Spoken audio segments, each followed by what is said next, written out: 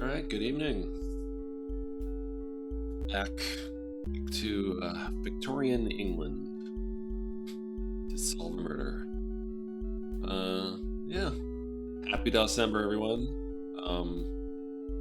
Seems December is sadly drawing to a close, which I am very sad about. It's been a lot of fun, but I'm certainly not going to stop playing DOS games anytime soon.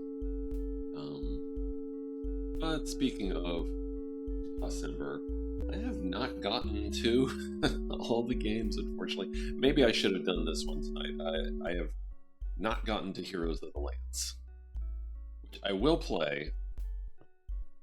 Okay, that is a guarantee. I will be playing it, and soon, but apparently not during December. I'm hoping we can possibly wrap up Sherlock tonight. I'd say that's probably not very likely, but we'll try. I would assume that it would only be one more stream after this if I don't finish it tonight. But anyways, speaking of which, let's get to it, huh? Shall we? Let's get started.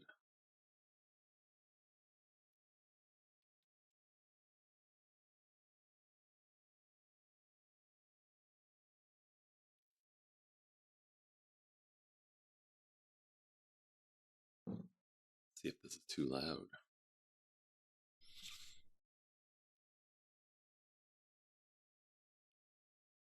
Shall we play the intro again?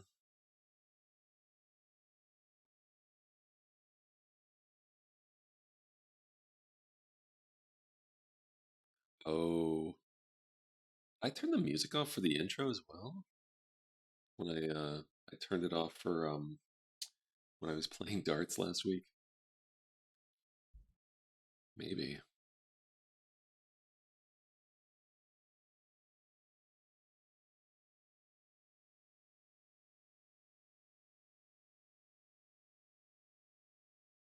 I think I did.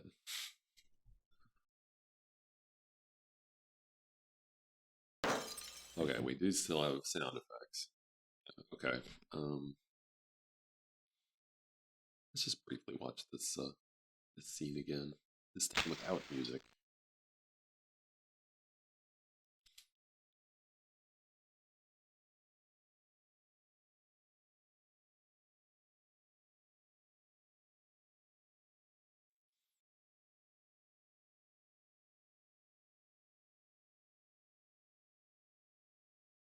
Oh no! Is anyone else interested to find out why exactly this fellow has a serrated scalpel? It was kind of a. That's enough for now. It was kind of a something that Sherlock picked up on, and yeah, there doesn't seem to be any legitimate purpose for it, as far as I can tell.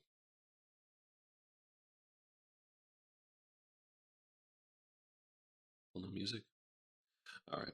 So, funny story about the darts. Oh, let me start my timer.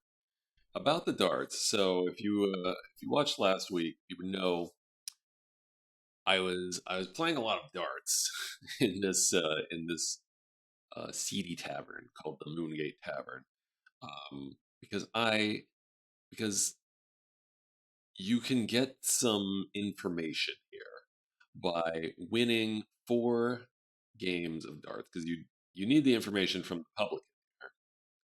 But he says he won't talk to you unless you beat everyone else in the bar, which is these 3 drunks. And I had beaten 3 drunks last week on stream. And I tried to beat Publican. I couldn't because he's very good. He very frequently will have just a perfect round, like 3 bullseyes.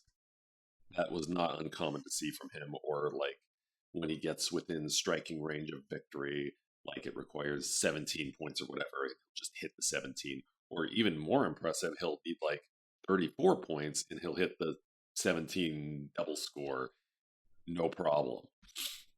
Um, so that's where I left it off last week, and I was like, I don't know if I can beat. No, I mean, sure, I can beat him. I had some opportunities last week to finish that I just didn't. I wasn't able to manage.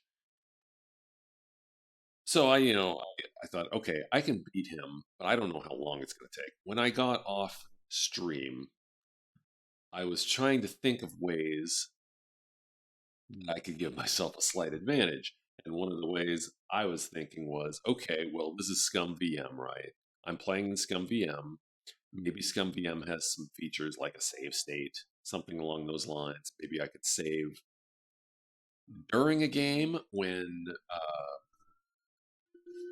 I was like, when I'd be one dart away from victory. So between streams, I started up the game and I was trying to figure out if that was an option, and it's not, as far as I can tell. But I had to, like, what I wanted was to be able to save the game. Oh, sorry if you hear that. Fire trucks going by. Um, Going away now.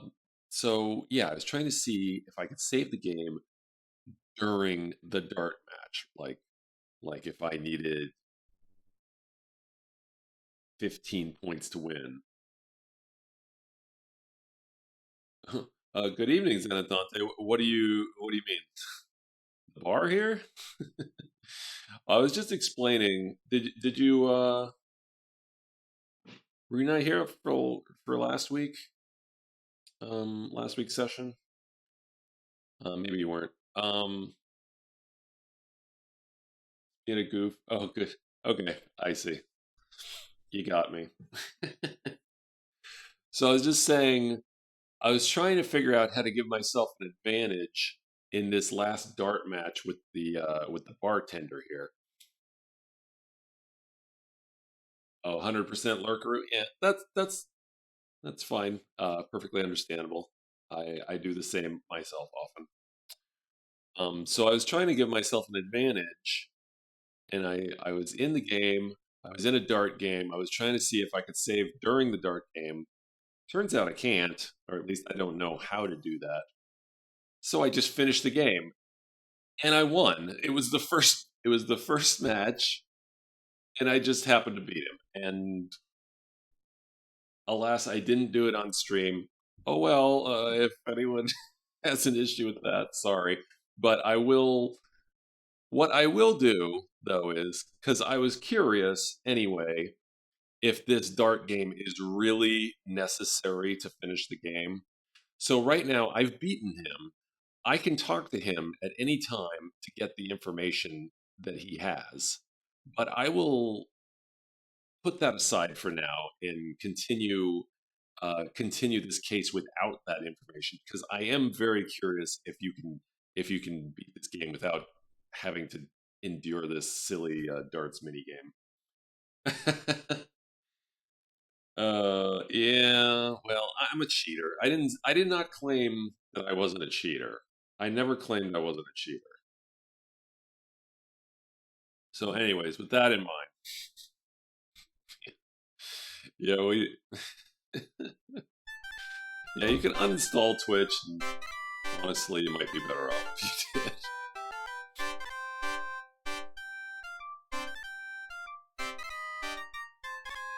Do single player game cheat? Does it really cheat?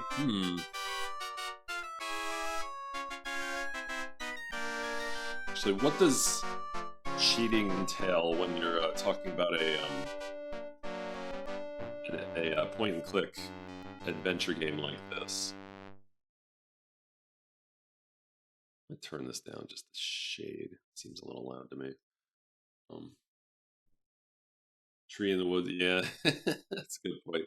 I mean, what is cheating in a point and click game? If you go look at a strategy guide, which the game developers would sell to you, or go to their hint line. That's as good as cheating. It's the same result.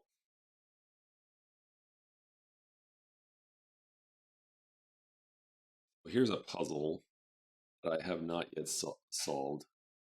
Um, there's something in this barrel, like a cigarette, I think. Or no, there's a shiny object. She has a real problem. This flower girl has a real problem. If I have to tool around the house a bit, okay, okay, enjoy your lurk.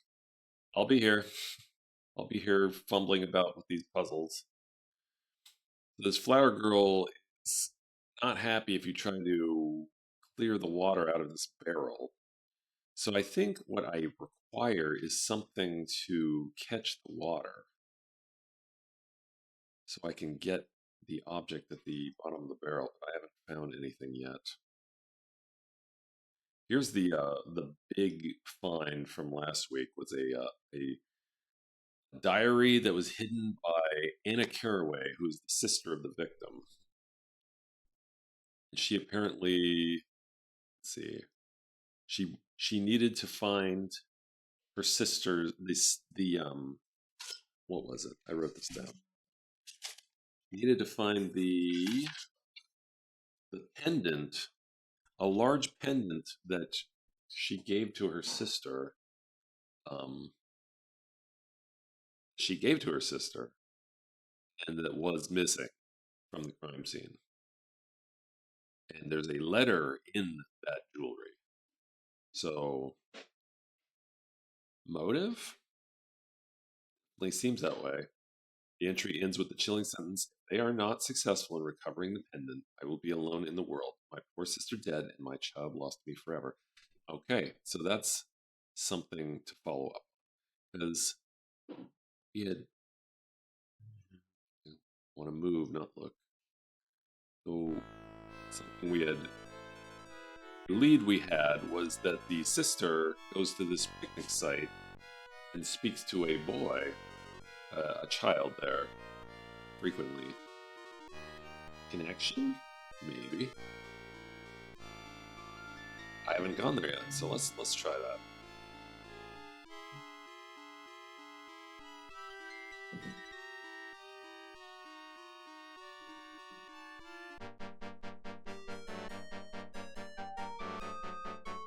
It's a bird.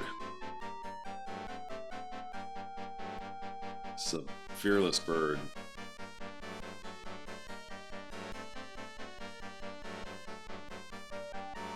Two older boys toss a battered cricket ball back and forth. It is likely that cricket bats are not allowed on school grounds. Many headmasters regard these common, therefore unsuitable for their young charges. Spinning boy. Solitary boy. Circle of young boys. Priory school. The elegant and classic marble portico at the rear of the school serves as a protected walkway for the sons of the privileged and wealthy upper class.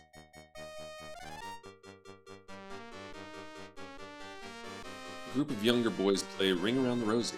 They shout the words, "Ashes, ashes, all fall down," little realizing or caring about the macabre origin of their childish. Here's the class valedictorian here. Acting from sheer youthful exuberance, or perhaps as a result of a bet or dare, the boy twirls and giggles simultaneously, drunk with dizziness and breathless with excitement. Here's a solitary boy. The boy appears to be under 10 years of age and has a small frame. He is dressed expensively, though he has treated his clothes and cap with more than casual neglect. So, I don't know.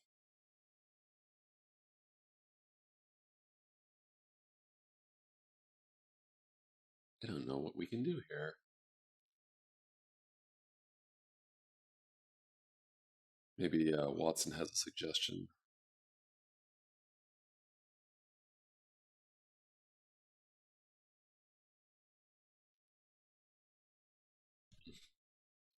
Sherlock.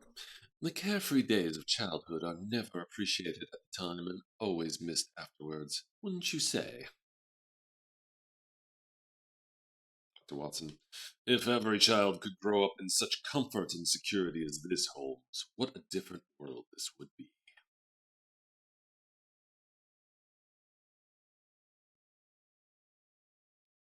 Sherlock, do you see any detail that might make this spot especially attractive to Miss Carraway?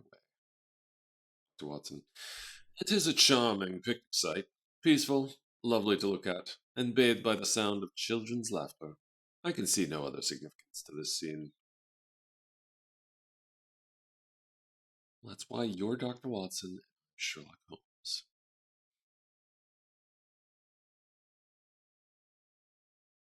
Hmm.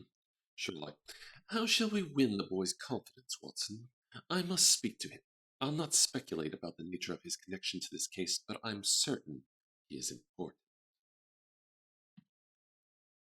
Dr. Watson, perhaps we should speak with Miss Carraway's gentleman friend, the snooker player.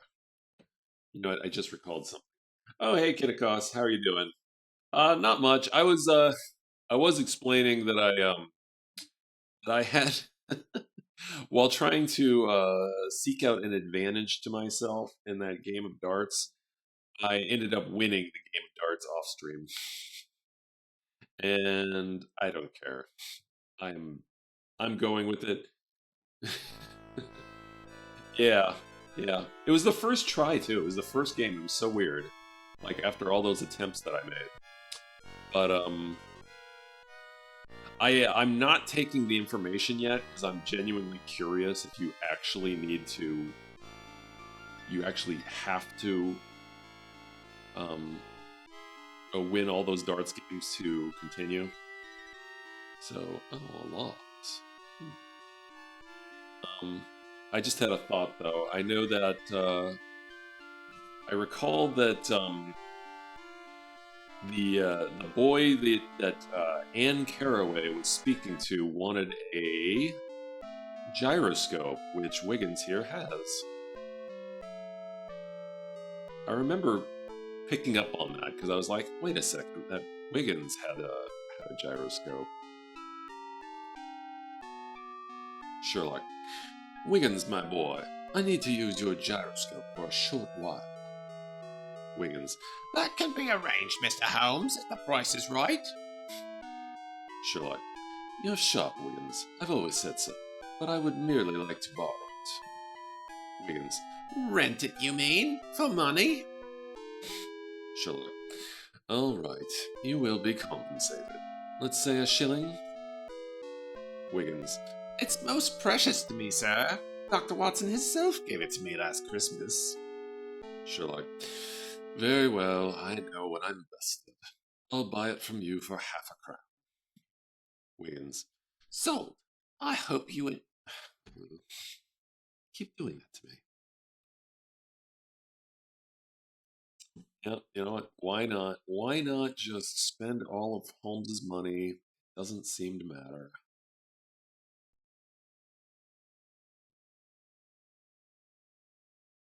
A very nice gyroscope. Well, that's good. Wouldn't want it to be a crummy gyroscope.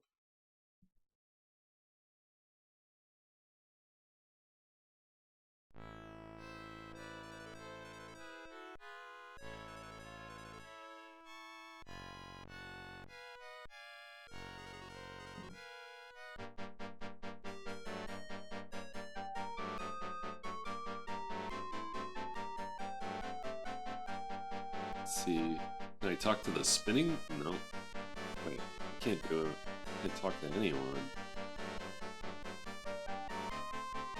So how do I...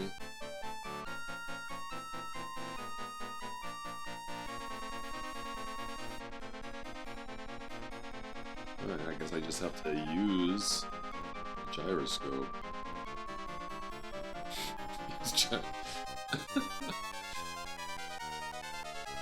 That's kind of weird. Well,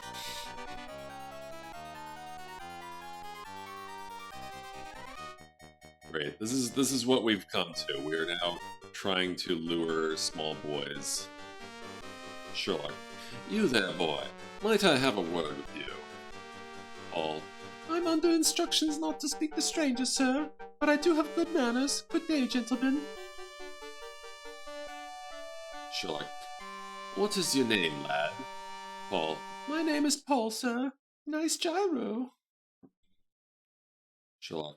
Hello, Paul. I'm Sherlock Holmes, and this is Dr. Watson. What is your family name? Paul.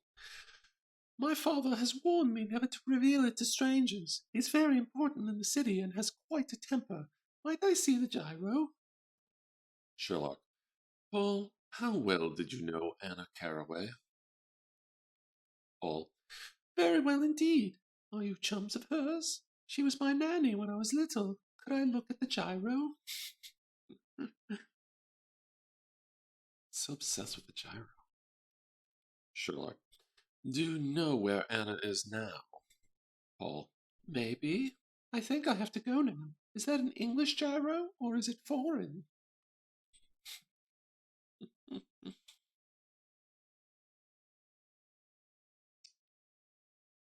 Hmm.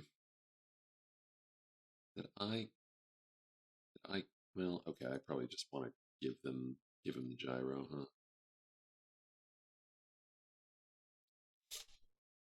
Ooh, can I steal his cap? Sherlock. Do you like gyroscopes then? Paul. Very much. I have one of my own at home, but father wouldn't allow me to bring it to school. Do you know how it works? Dr. Watson. It's all about inertia and centrifugal force and, whatnot. It's the motion, you see. That's what makes them beautiful. Sherlock. Quite so, Doctor.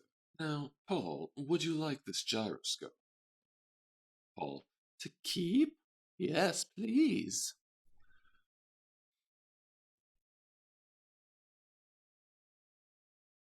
I want to press space, but I don't want the game to trick me. Like, where did they get the sense of how long this stuff is supposed to go? Sherlock. And you, in return, might help us find Miss Anna? Paul.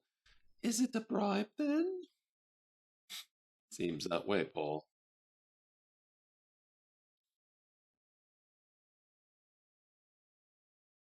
He's always trying to trick me into skipping dialogue. Although it did occur to me, I'll continue that in a second. Dr. Watson, not at all, my boy. We just need to find Miss Carraway, and you're the only person who might be able to help us. Paul, You're certain that you are her friends? Sherlock, we're working with Scotland Yard on a criminal investigation. We are trying to keep her from harm, but we haven't been able to find her. Paul, in that case, I'll help all I can. I wouldn't want Anna to come to harm. She has a new house in East London somewhere. Someday she's going to take me there. She sings in the opera, whatever that is. Her sister Sarah's a stage actress, and I think Anna has a boyfriend. Looks like a foreigner, but wears nice clothes. That's all. I hope you find Anna. I have to go now. Wait a second. This was useless. This was useless. I know where she lives. Paul has left his cap hanging on the metal fence. Its battered condition reveals that this is certainly not the first time he has so casually discarded it.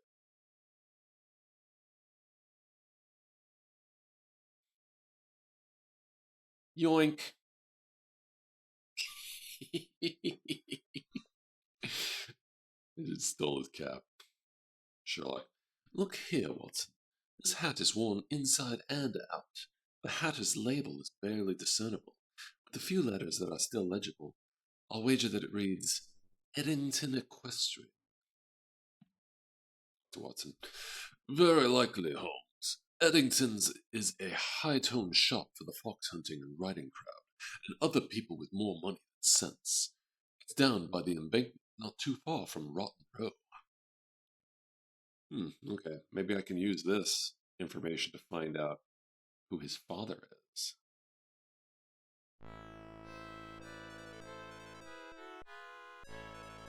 Ah, Fartle. Reginald Snipes. Gentlemen, you may review the premises at your leisure, but do not touch anything. Direct any questions or concerns to me.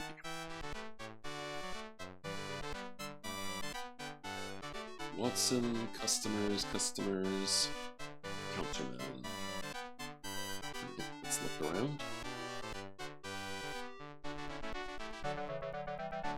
Foyer.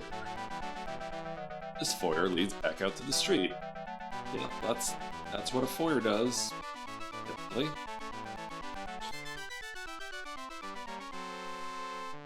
Polo mallets. Handcrafted of rock-hard hickory wood and covered with cowhide, these mallets have the American-style cigar-shaped heads. The game has enjoyed an upsurge in popularity among the upper classes and their attendants since the 10th Hussars brought it back from the Punjab in 1869.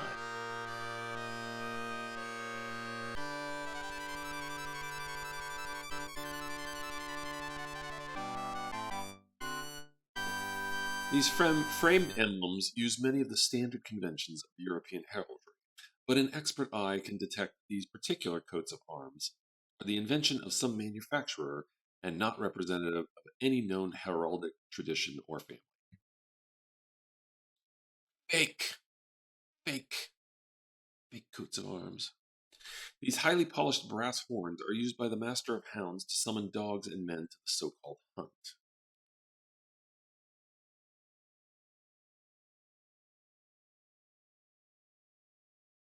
A bit overdressed in his maroon brocade cutaway morning coat, this country squire come to the city wears a look which is accurately, though perhaps vulgarly, called snooty. It is likely he has discerned that his new customers are not horse people. Ooh, trophy. An antique gold loving cup of the type popular in the last century, this one is inscribed Viscount Riddlesdale, 3rd Earl of Waverley. Wait, is he an Earl or a Viscount? Best Master of the Hunt, Dorset 1776. I guess I don't really know that much about noble titles. Presumably, his family has some relation to the shop, or perhaps the Riddlesdale clan came upon hard times and sold the trophy for cash at some North County jumble. This sure is for Unix, all right. What's that? Word perfect for Unix systems? What's this about? Oh my goodness. Wow. 91. Expired in 91. I guess it's expired. Put this on.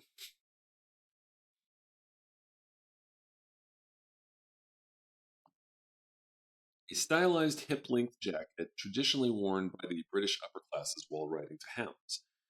Among these aristocrats, the jacket is referred to as a pink, though anyone with eyes to see can discern that it is distinctly red.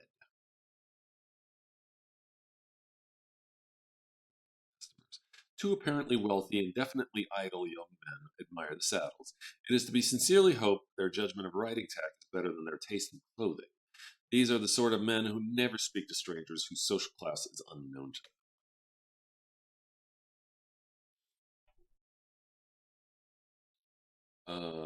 Artium Havoc was working in WordPerfect. Oh, okay.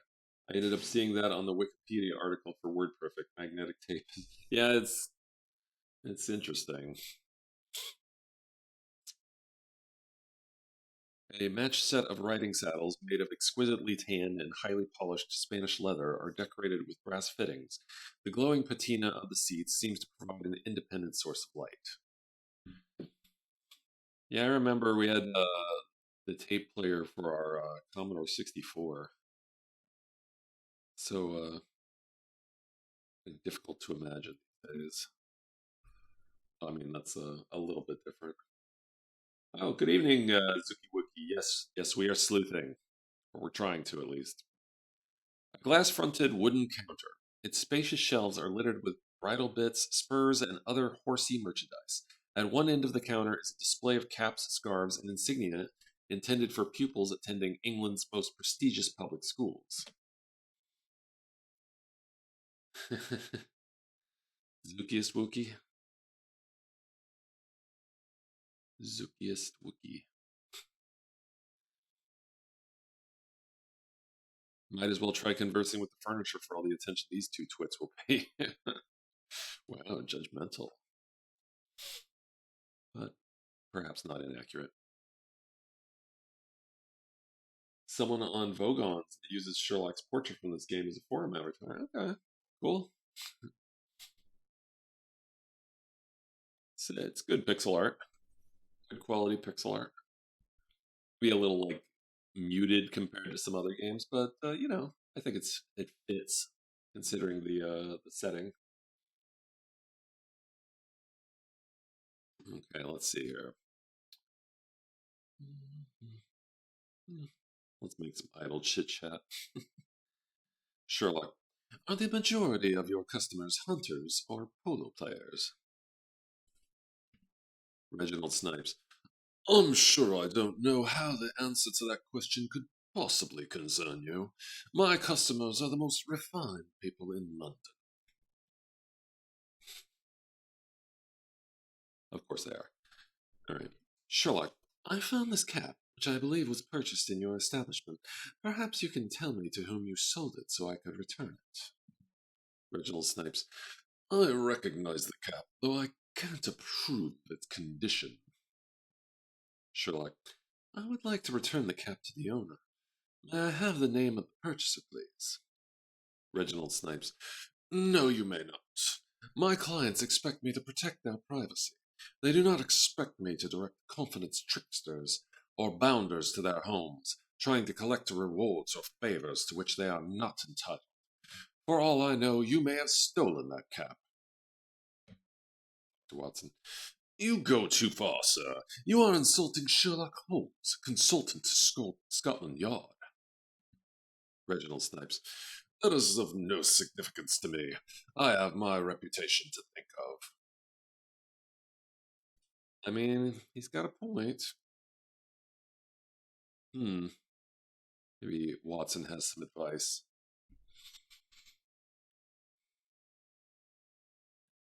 Sherlock, does this gentleman seem to you to have taken on the haughty characteristics of the clientele he serves? Dr. Watson, indeed, though perhaps he is disagreeable by nature rather than by training.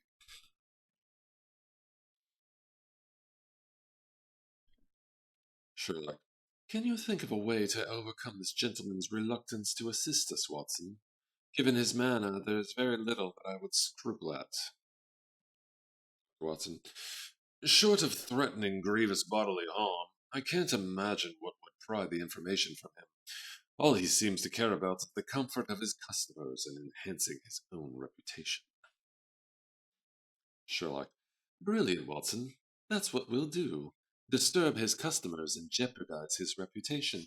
Let us make nuisances of ourselves. I've noticed one or two items with which we might decompose these tranquil surroundings. Perhaps we can use them to loosen this chap's tongue without having to tear it out. Dr. Watson, surely you jest, Holmes. Still, I'll follow your lead. Grievous bodily harm.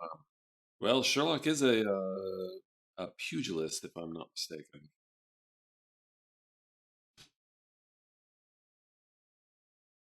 Oh yeah, let's mess with the horns. Maybe, I don't know.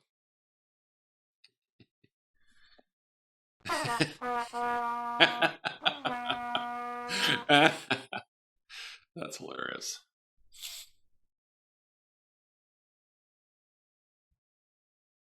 Can't do that. Um,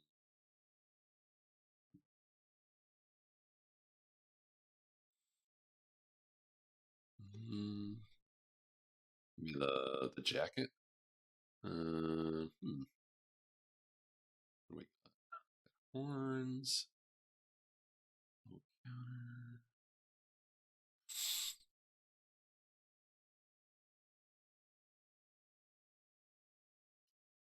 What else can we mess with? Warrior, saddles, trophy.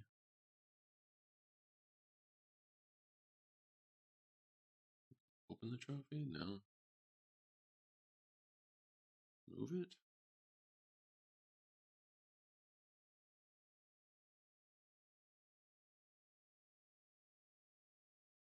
The, mm, hmm. I just keep messing with the horns.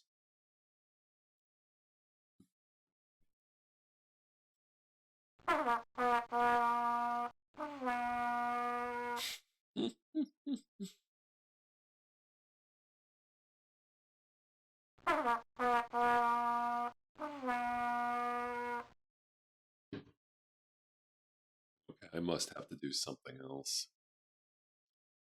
Mallets, coats of arms, trophy in the jacket.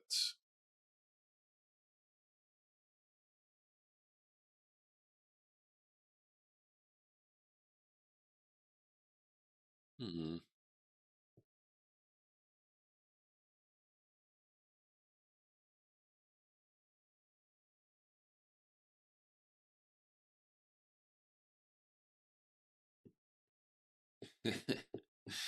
Yes, we're having a battle with this shopkeep. Battle of wills. Trying to figure out what else I can do to annoy him. I try everything with the trophy.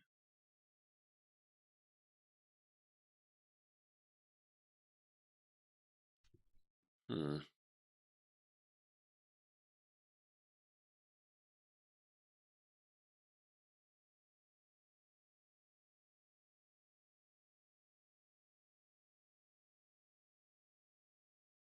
I don't know. Maybe I should try the horns a couple more times.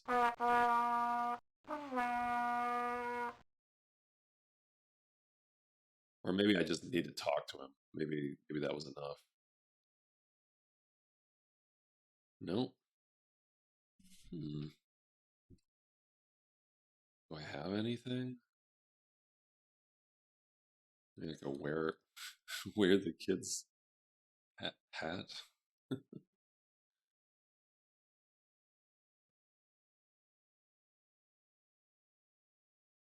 No.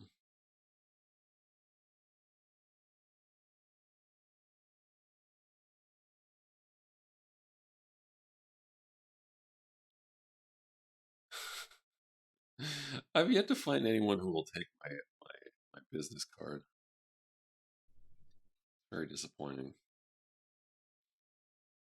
Hmm.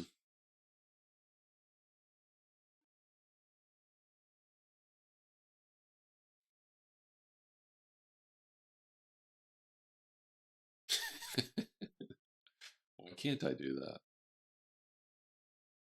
Hmm.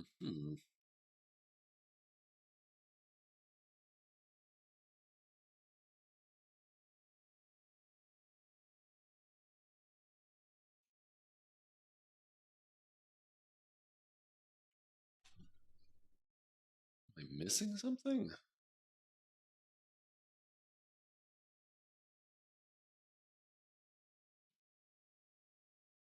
I ride the saddle? Why? I'm not seeing what else I can mess with.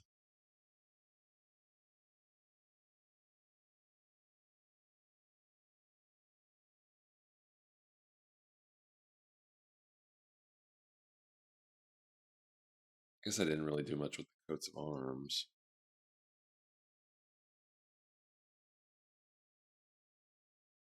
Hmm.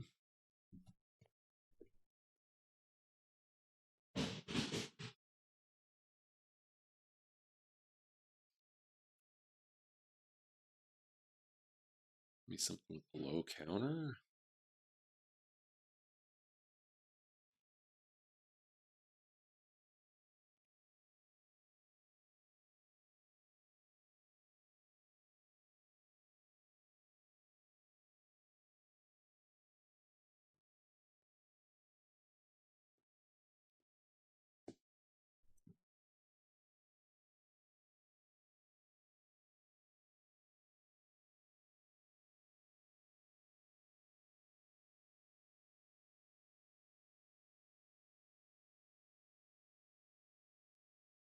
I can't think of. Like I can't identify anything else to do other than blow his horn. But that must, I mean, yeah, that must be like if not a bad idea. I just might.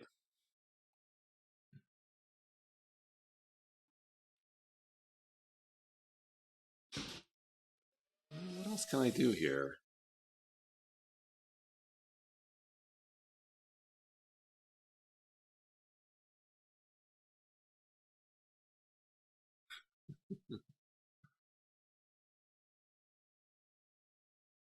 Uh,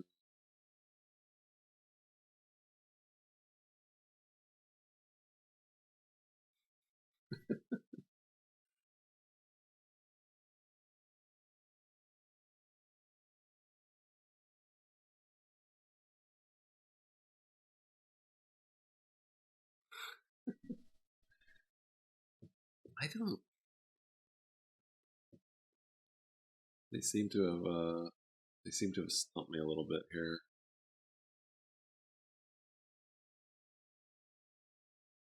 I think I'm missing an object. Got the polo mallets, the coat of arms, horns, the counter, the trophy, and the saddles. And there's the foyer, but I don't.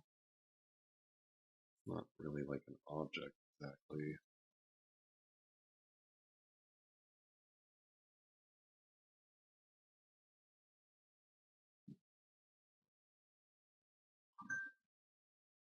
It really seems like the polo mallets. It ought to be like either the coat or the jacket or the polo mallets. Yeah, I'll keep that in mind. Sherlock's such a good hornsman.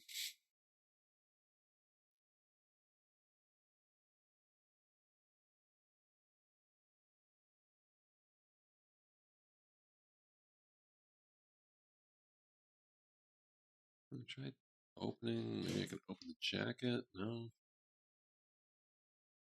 Open the saddles.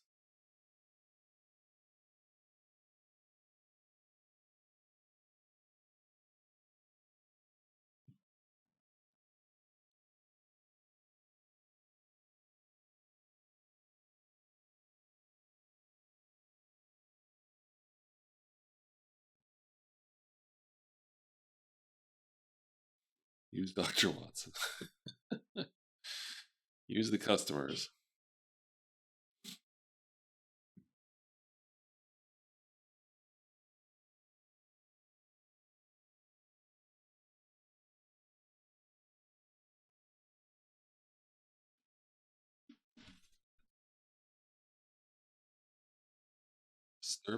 Disturb his customers. No, there's one or two items with which we might discompose these tranquil surroundings.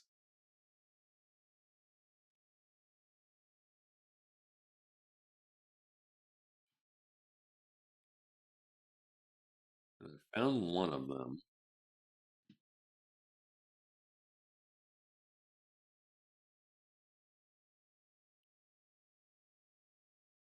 I suppose there's like more to this room. No.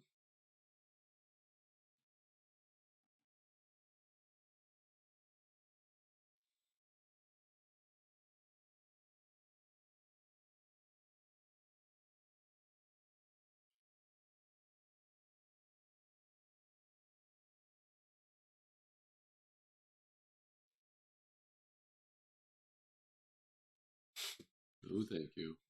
Hmm. Wait, with so this is strangely difficult given there's not a lot of stuff to work with here.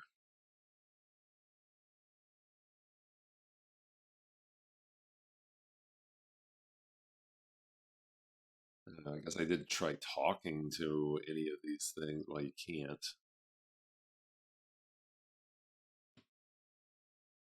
And he's not.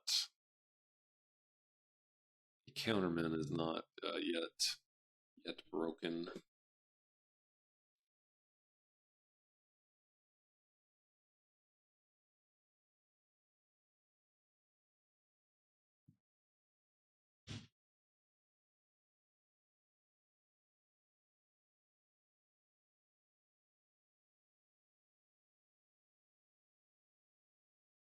I already tried all that. I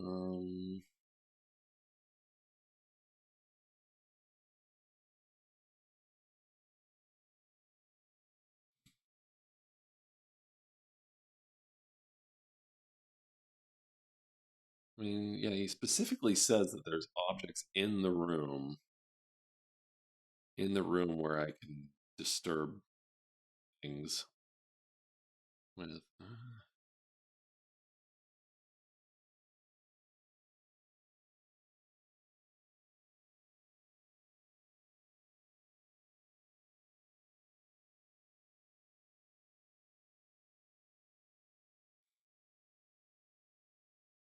Just like try and use every verb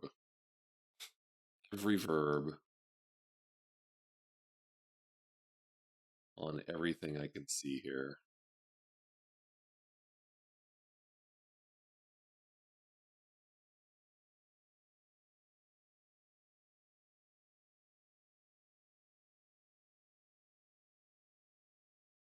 I think I already did a lot of these. Horns, open the horns, close the horns, move the horns. Yeah, yep, this is the adventure game way. I mean, I wouldn't say there's been any like moon logic in this game yet. I mean, I'm like thinking like, if Sherlock was like,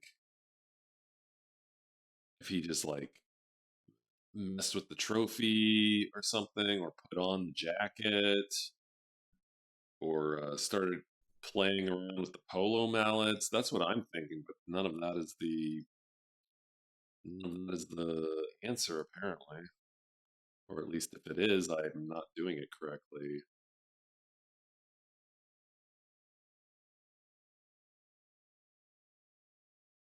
and I see everything, haven't missed anything.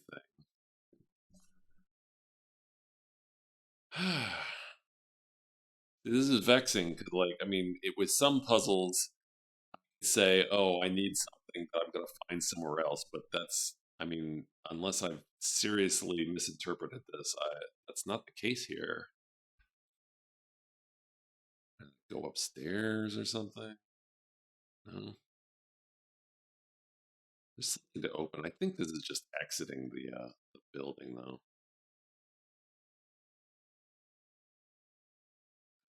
Guess I could try doing stuff to the foyer. I don't know what that's going to do. Pick up the foyer. That makes sense. Use foyer.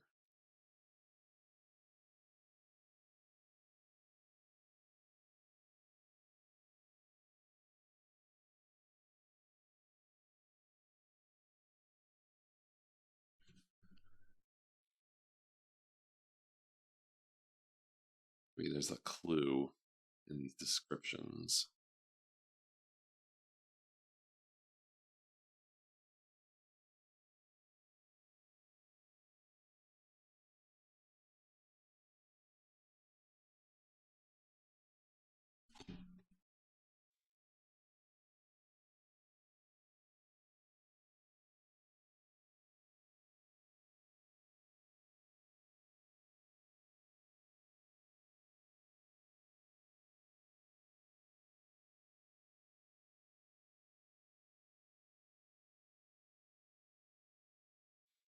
I can't talk to any of these things.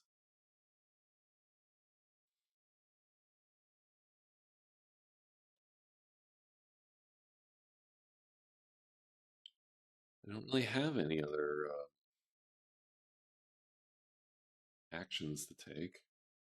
Anything My inventory.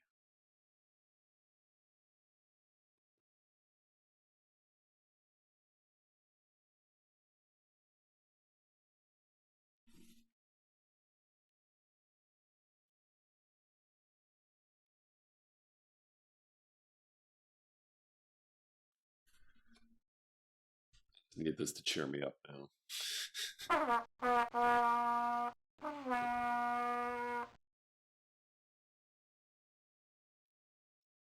Okay.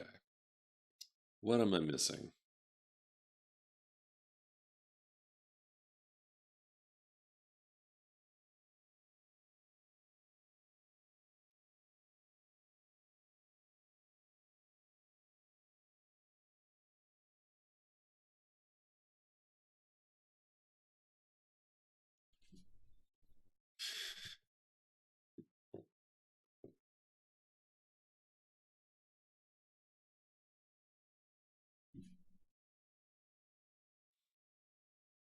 Spurs, other horsey merchandise. Bulls. Hmm.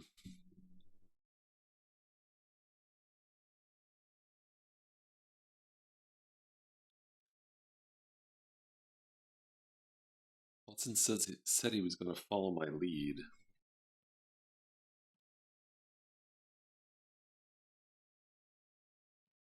How do I make him follow my lead?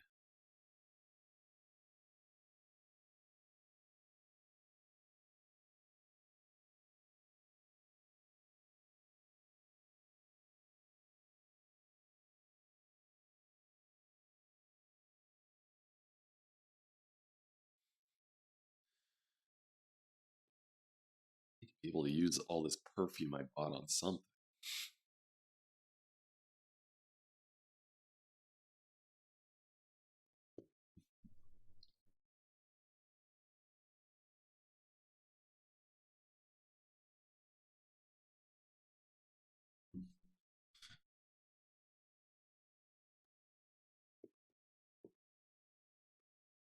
I don't know, maybe I do need an object that I haven't found yet.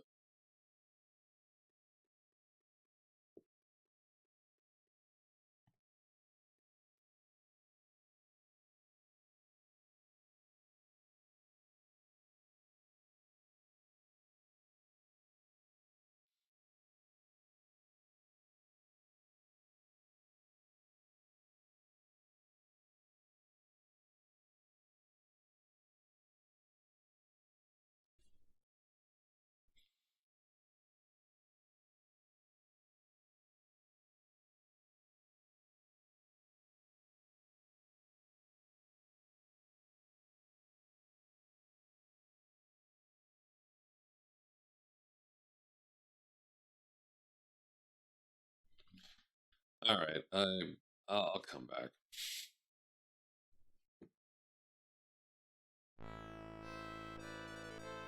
They have beaten me there. Where else can we go?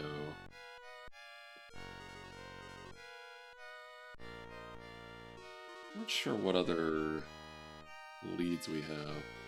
Oh yeah, I don't forget what exactly this law office was for. But I think I'll talk to the boyfriend again. Maybe I have new options with him now that I've learned a few things.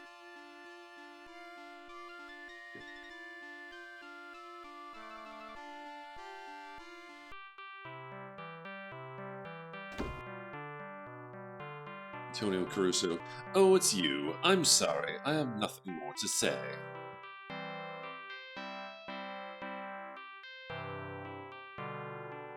Okay, I guess there's nothing more there. Alright. Let me do a search for this lawyer.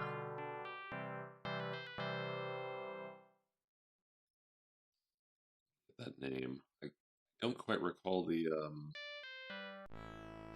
I don't quite recall the Jacob Farthington. I don't quite recall the context there. Oh, don't worry about it. We're not here to talk to you. We're just gonna hang out.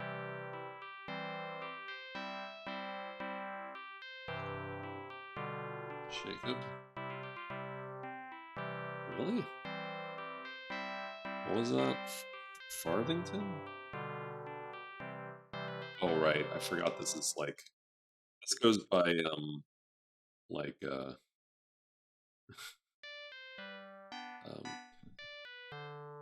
I was gonna say it goes by the whole, like, notepad rules where you have to, like, search forward and backwards, but I don't find anything.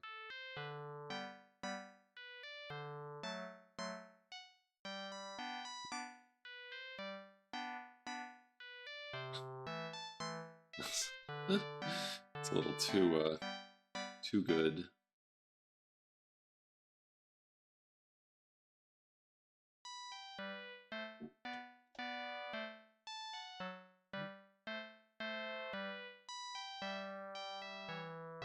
Why do I have that, um, is there a will? How do I even have that location? I don't remember. Oh, shoot. Not the will I was looking for.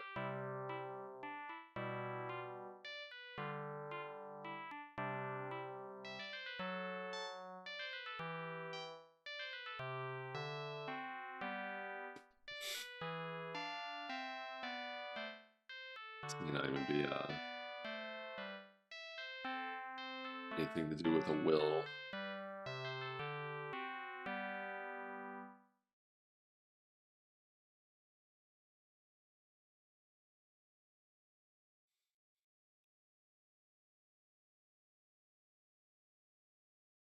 Yeah, that was worthless. Um, Office?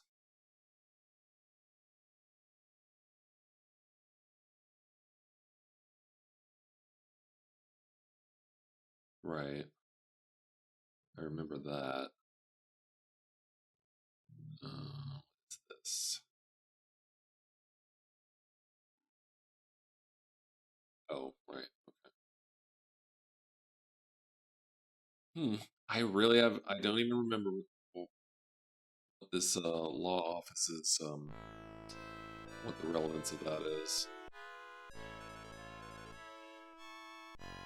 So we'll go find out. Jacob Farthington. Good day, gentlemen. Forgive me for not rising. Please amuse yourselves while I complete this correspondence. There are one or two artifacts here that might capture your interest. Okay.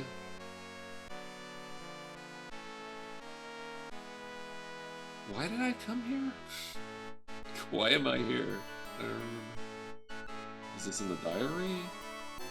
Something to do with diary? No? Oh. Oh, it's... Here it is. Right, okay. Jacob Parlington called on Anna Carraway. Okay. Okay. I got it. Great. This spherical map of the Earth is a 19th century reproduction of Leonardo da Vinci's classic globe, which the master built in 1515 shortly after the discovery of the Americas. Close examination reveals two sets of small brass hinges along the equator.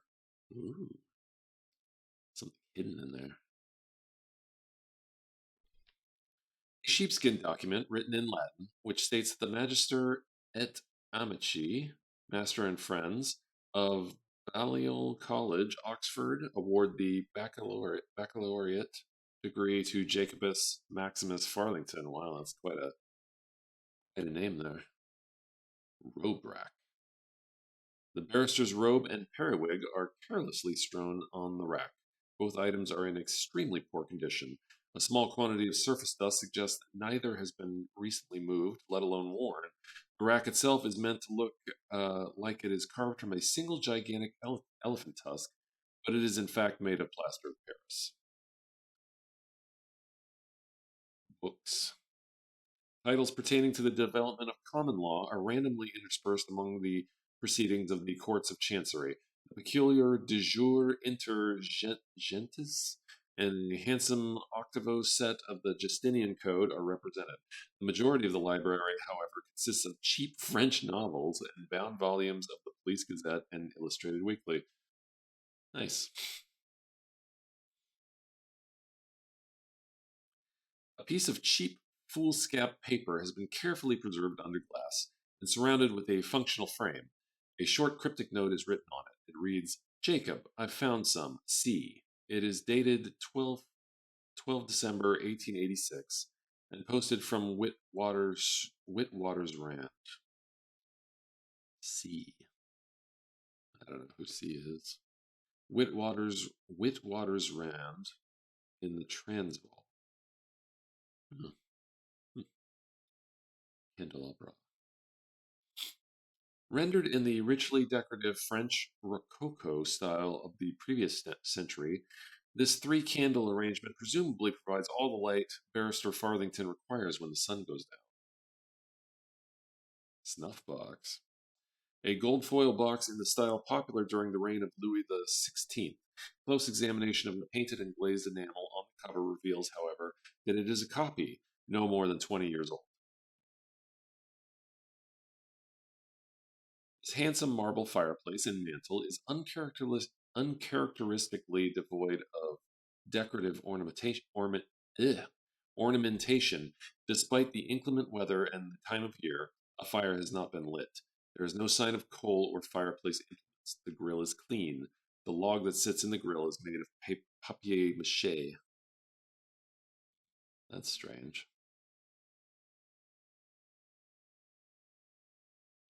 Credenza. A rickety oak veneer credenza of modern manufacture serves as the barrister's desk. It seems poorly suited for the purpose. Arlington's jumbled papers, briefs, and letters are scattered about its surface, and a reasonably hefty volume would cause it to collapse. A chair. It's a chair. A capacious easy chair covered in purple wool brocade. On the arms and back, the nap is fading from the fabric. The seat cushion is severely compressed, and the carpet in front of the chair is worn thin. But they really took a lot of mm, well, effort in these descriptions of objects that seemingly have no purpose to the mystery at hand. A matched set of Royal Egyptian canopic jars from the reign of Amenhotep I, with detailed depictions of which of the deceased's viscera were inside them.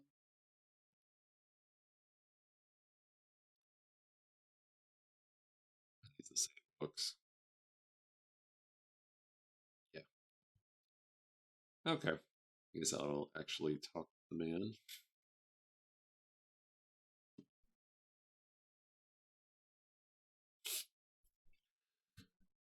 Sherlock.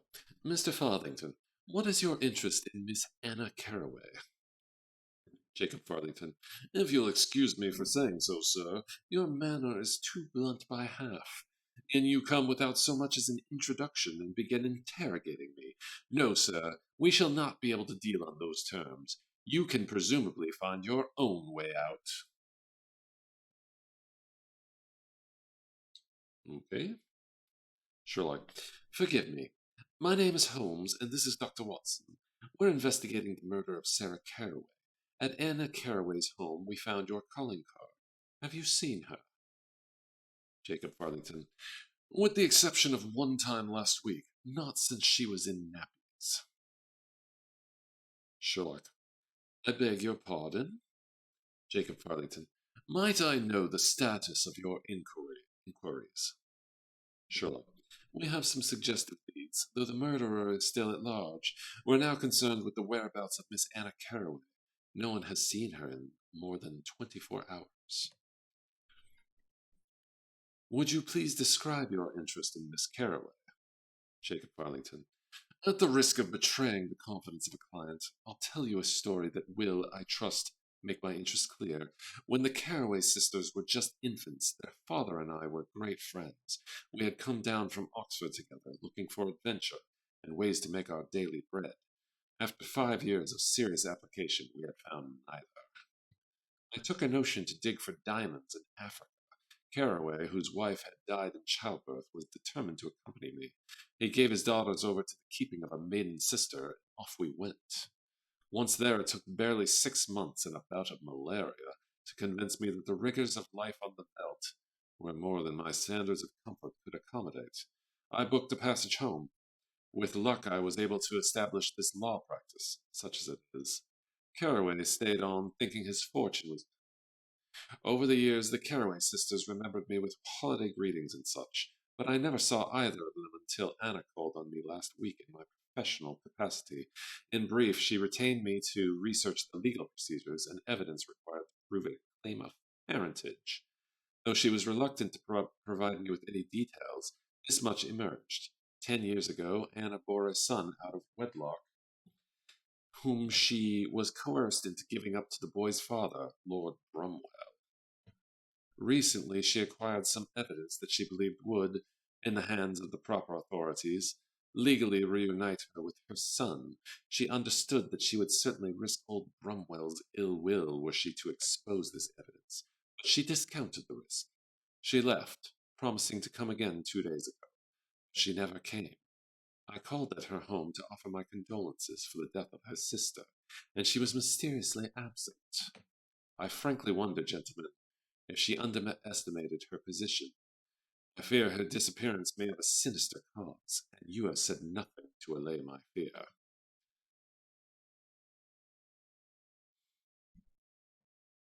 Sherlock.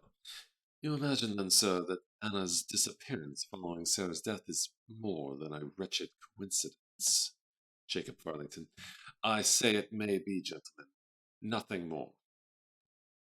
Sherlock. That would indeed complicate matters to an extraordinary degree. Jacob Farthington. Your reputation is known to me, Mr. Holmes. Might I engage your services to assist me in finding Anna Carraway? When you have unraveled this tangled skein, bring Anna to me, and we shall both have reason to be grateful. Sherlock. I will try to understand what unfolds and do as my judgment bids. I hope that our interests in this perplexing case coincide. Jacob Farthington. I am confident that our goals are the same. For now, our business is concluded. If my office holds no more interest for you, please see yourselves out. No? Sherlock. Do you have anything more to tell us, sir? Jacob Farthington. Regrettably, no. When you have unraveled this tangled skein, bring Anna to me, and we shall both have reason to be grateful. Sherlock. Very well, Mr. Farthington. I will do my best. Jacob Farthington. For now, then, our business is concluded. If my office holds no more interest for you, please see yourselves out. He seems a little suspicious. Sherlock. Ah, Watson, the enormous variety of human predilections in matters of taste and decoration is a continual source of delight and curiosity to me. Dr. Watson. This certainly is an extraordinary room. I've never seen a barrister's chambers done up in this singular manner. Let me see if I can get that conversation that I missed. That bit of conversation that I missed.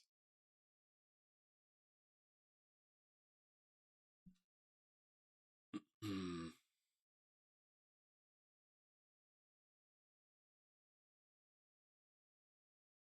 Okay. We saw brief. She retained me to research the legal procedures and evidence required to prove a claim of parentage, though she was reluctant to provide me with any details.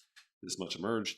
10 years ago, Anna bore a son out of the wedlock, whom she was coerced into giving up to the boy's father, Lord Brumwell. Recently, she acquired some. Wait, this is the part I read, right?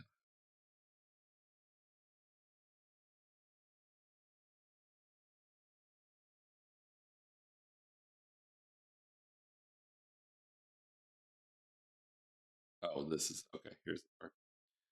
Booked a passage home. With luck, I was able to establish this law practice, such as it is. Caraway stayed on, thinking his fortune was just around the corner. It wasn't, of course. He died penniless years ago. Over the years, the. Okay. All right, that wasn't really that relevant. Oh well. But this Lord Brumwell is definitely an important piece of information, I'd say.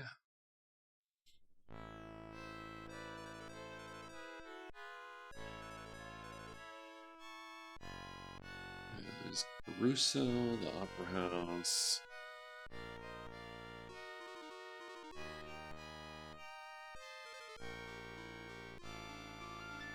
Wait, do I not?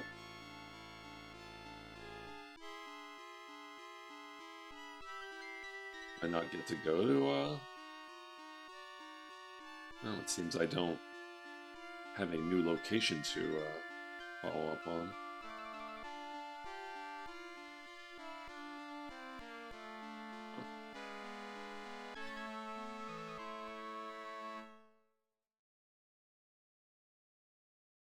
I'm gonna try the morgue.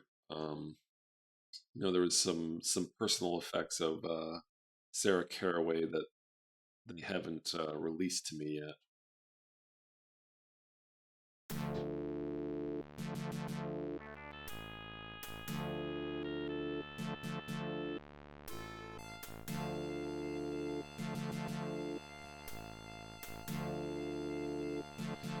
Can I take any of this? Nope.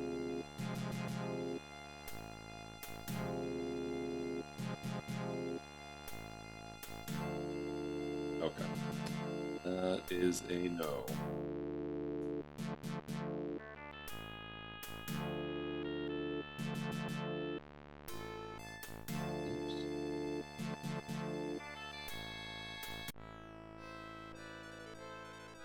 Okay, let's see.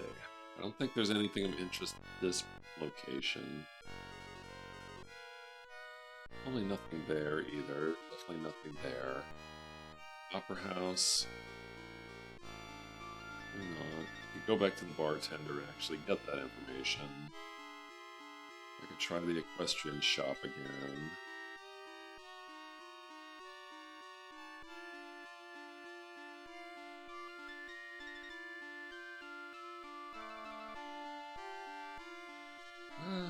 Maybe I'll try this, the boyfriend. The boyfriend again real quick. I don't think I don't think there's going to be anything new from him, but I'll check real quick. He's still sad. What more can you possibly want of me? I guess nothing.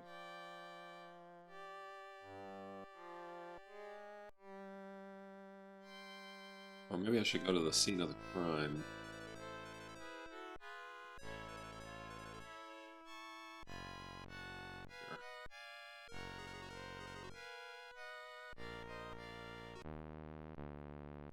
It's funny. I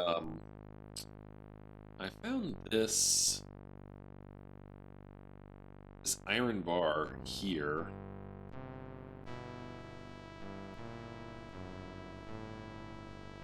Like in the very first scene of the game.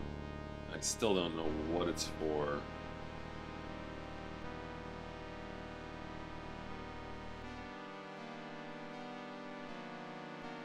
I've just been carrying around this iron bar for no apparent reason.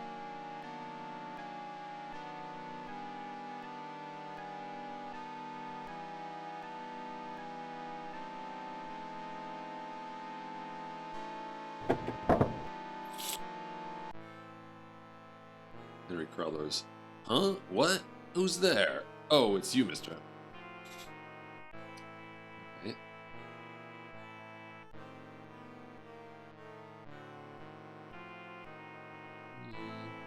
Interesting. Smealer.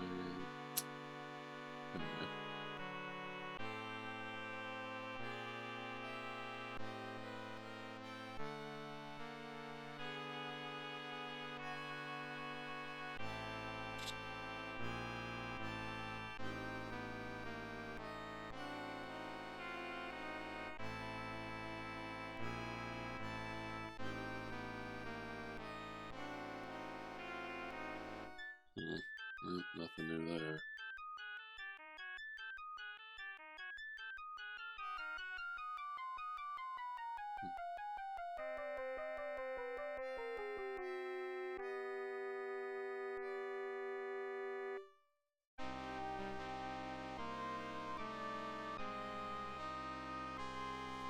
I love that puzzle with the flower girl.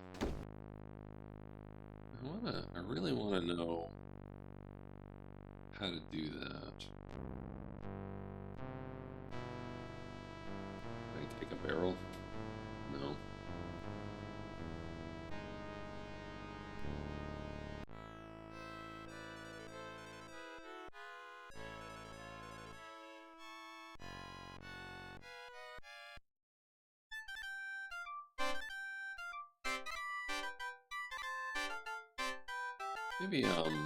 Maybe I do have everything I need right here. I got this wire basket. No, I can't do that. Use it with the barrel. Oh, okay. Oh. Oh, okay. Alright. Cool. I didn't need to empty that whole thing out, turns out. Cufflink. A shiny brass cufflink with the initials GB inscribed upon it. A wire basket has been mangled into a crude hook. How'd that happen? Water dissolved it?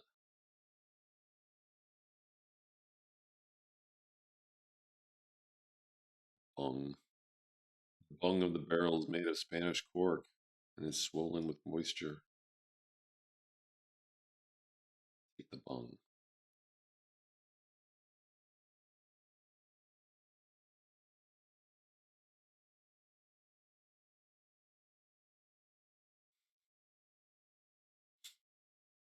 I don't actually need that. I wonder what the barrel says now, though. The barrel is full of water. The water is colored a deep red as if a dye or stain has been added to it. Okay, well now I've got this cufflink.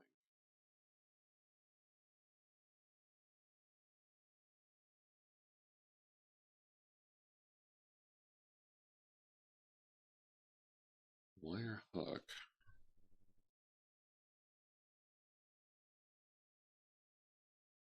What was this guy's name?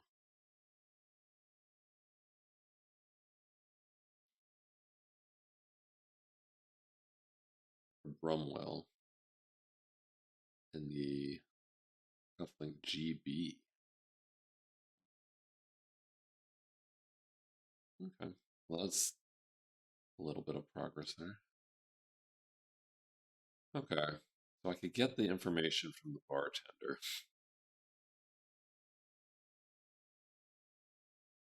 I want to go to the fortune teller. They won't let me.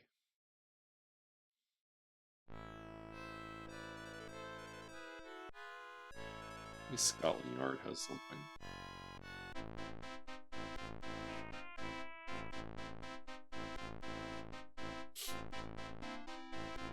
I really doubt it. Or no.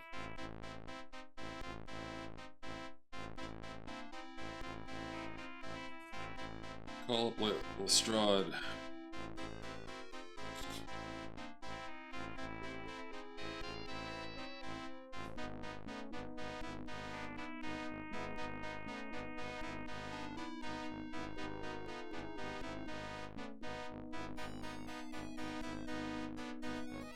Okay, nothing.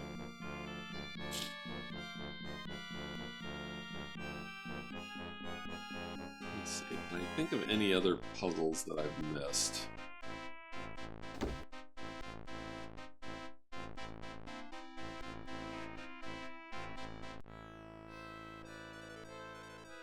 Let me think. So I don't think there's anything more at the victim's flat. There's Baker Street. I don't know, there might be something of interest there. Not sure. Just came from the law office.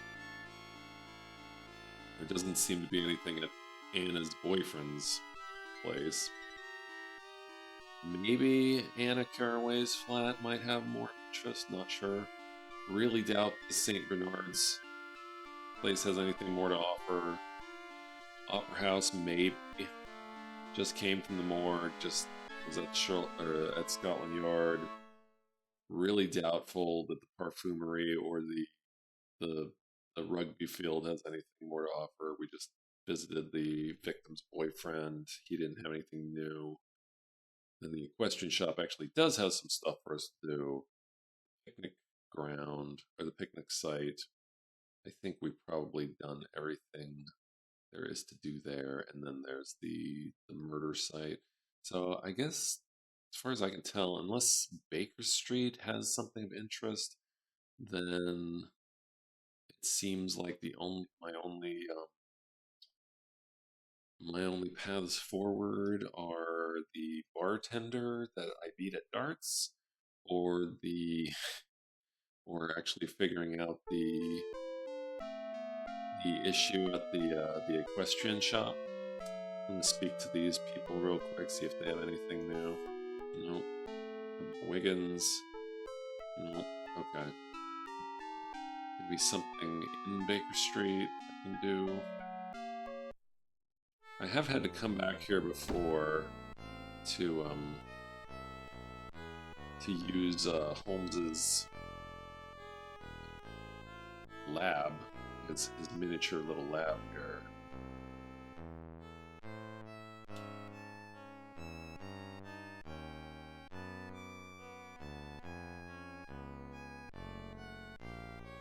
Watson's sitting. Maybe he has something to say here. Okay. Sherlock, I'll need to smoke more than 2 pipefuls of my slow-burning shag to sort out this muddle. Watson, there's not enough tobacco in Virginia to fill pipes. I would need to solve it on my own.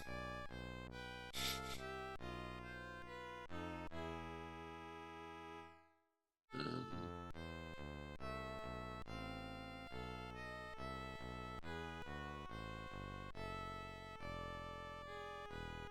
don't know. Is there anything I can analyze at the lab table? No. I wonder if I can. Actually, I don't think I tried that iron bar. Did I? Okay.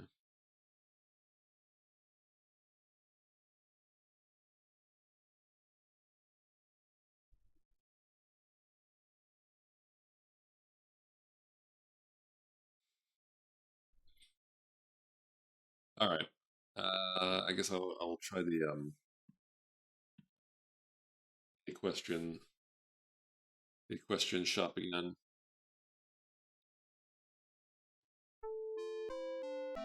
I don't know what I'm missing there though.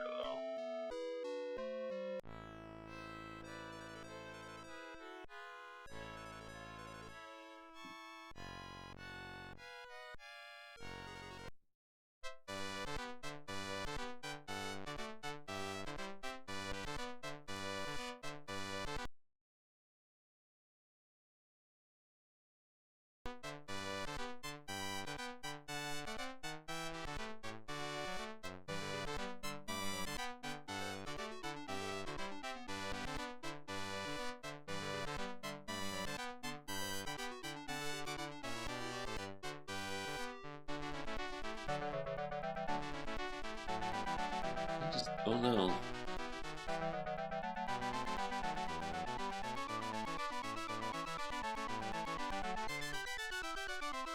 What am I missing here?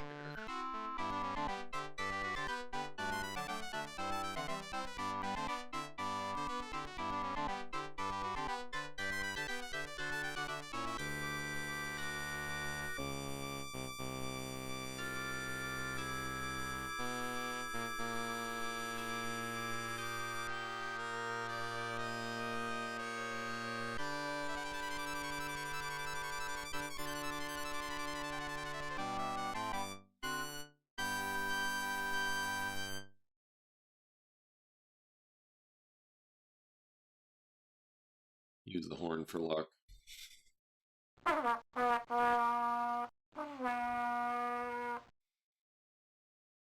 Done. Okay. Okay. Oh, okay. Here we go. I just had to look again. Sherlock, well, what have we here? It would seem that all of these so-called heraldic coats of arms are fraudulent. Now, wouldn't the local papers just love to know the true nature of the merchandise in these aristocratic neighborhoods? Ooh, ooh, oh, look at that. The customer's leaving. Sherlock, I suspect those customers won't be back. Now that they're gone, I feel an almost uncontrollable urge to test every polo mallet in the shop. Watson, bring down those mallets, will you? Man, I just had to look. I can't believe this. I just had to look at the coats of arms again. Ugh. Now, sir, do you feel you could let the name of the cap's purchaser pass your lips? Or shall the doctor and I play a few chukkers? Reginald Snipes. This is extortion, but I will tell you. Lord Bromwell bought that cap for his son, Paul. Now please leave. Sherlock. Thank you, my man. Have a nice day. Doctor, let us not overstay our welcome. God, I can't believe all I had to do was look. And here I was like, let's try every verb. Let's try every verb. And I did, except look. Ugh. And games have a way of making me feel very stupid sometimes. What a looker. What a non-looker, more like. And now I can go to Lord Bromwell's. I already learned his name. I learned his name from the lawyer. Why didn't I get this location before? Oh well.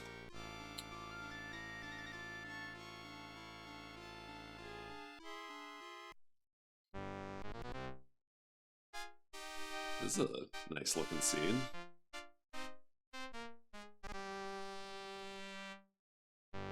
Mansion. A huge and mostly unoccupied pile of marble and granite, typical of the style of the ancient aristocracy. The surrounding neighborhood is no longer much in favor with London's elite, but there have been Bromwells living on this site since the days of William the Conqueror. Steamboat, a steam-driven light cargo hauler. Ooh. Cool. That was a nice touch. Or Scalpel.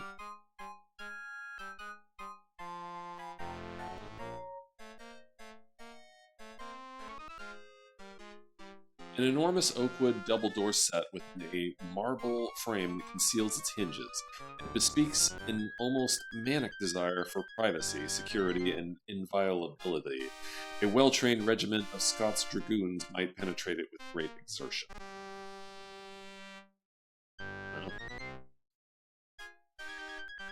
Oh.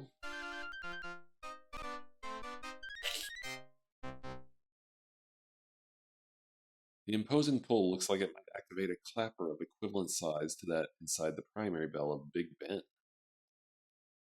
Let's talk to Watson.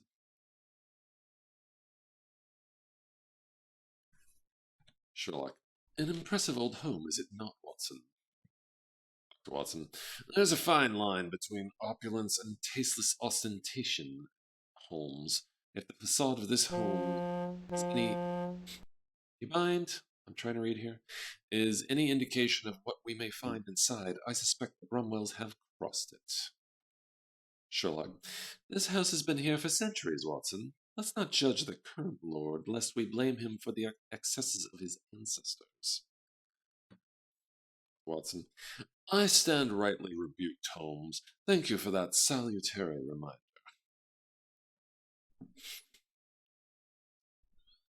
Honkety honk honk.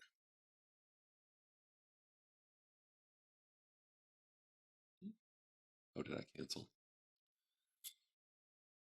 Let's just try opening the door. It cannot be opened.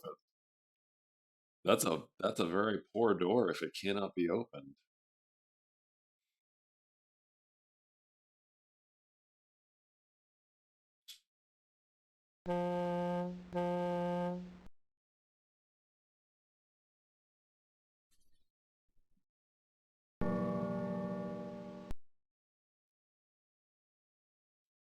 Pettigrew.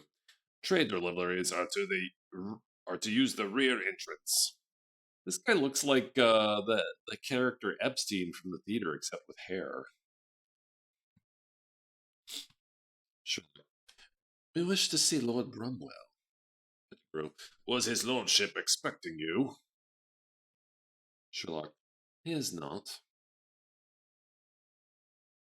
This dialogue will end very soon. What? What were they doing? Like, what? Who decided the links of these dialogue segments? Pettigrew. His lordship accepts no solicitations. Are you selling something? Sherlock. No, we found some property which belongs to his family, and we wish to return it. Pettigrew. You may give it to me. I'll see that he gets it. Sherlock. I'm sure you would, but I'd rather give it to him personally. Pettigrew. Believe me, sir, his lordship is not in the habit of rewarding people for any reason whatsoever. You might save yourself any trouble by giving what you have to me. Sherlock. I'm afraid I must insist on seeing Lord Bromwell. Pettigrew. Very well. Give me your card and I'll see if he's available. Finally, I get to give someone my card.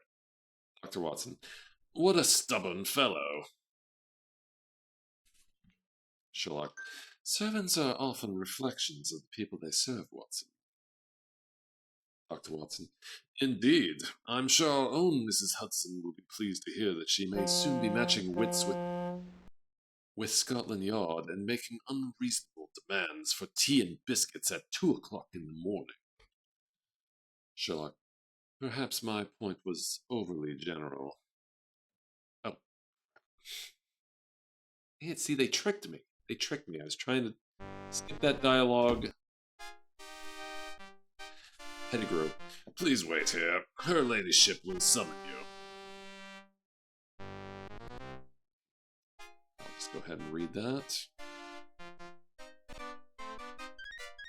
Pettigrew said, I'm afraid his lordship isn't available. Lady Bromwell will see you.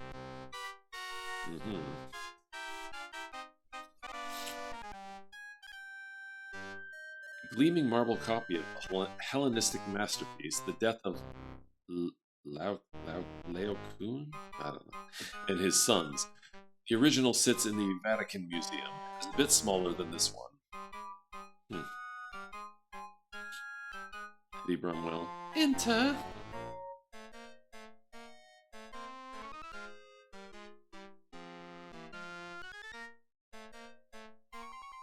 The type of cigarette is not immediately evident, even to an expert eye. It appears to be an exotic combination of Turkish and Balkan tobacco. There's little doubt that it was custom made by a tobacconist.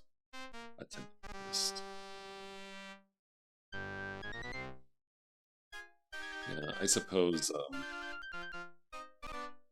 we can see that it doesn't match the cigarette butts that were found at the murder scene.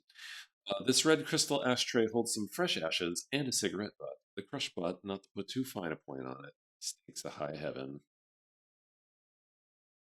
The Ming Dynasty produced a very small number of these enormous jars. In addition to these two, 3 sit in Shanghai, 1 in the Louvre, and 1 in Berlin.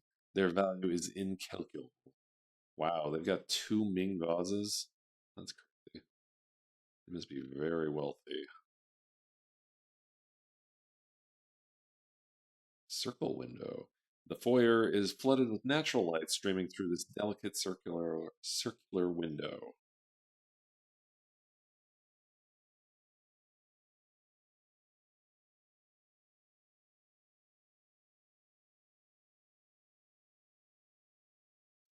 Okay.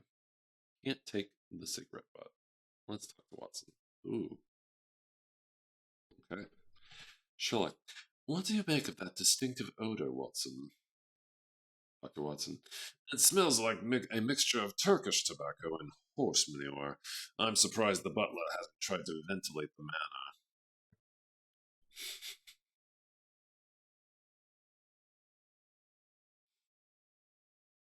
Sherlock. This seems a promising development, doesn't it? Doesn't it not, Watson? Doesn't it not? Dr. Watson. If the butler's manner is any indication of what we might expect to learn here, Holmes, I beg to differ with your assessment. Sherlock. Have the decorations of this foyer in any way altered your impression of the Bromwell's taste? Dr. Watson. Not in the slightest, Holmes. The idea of having a scale model of Laocoon in one's personal entryway is pretentious and proud in the extreme.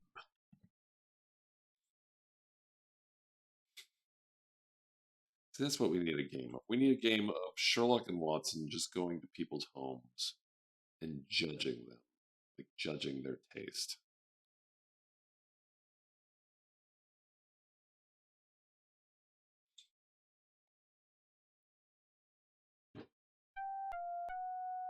Lady Bromwell. Mr. Holmes, what may I do for you?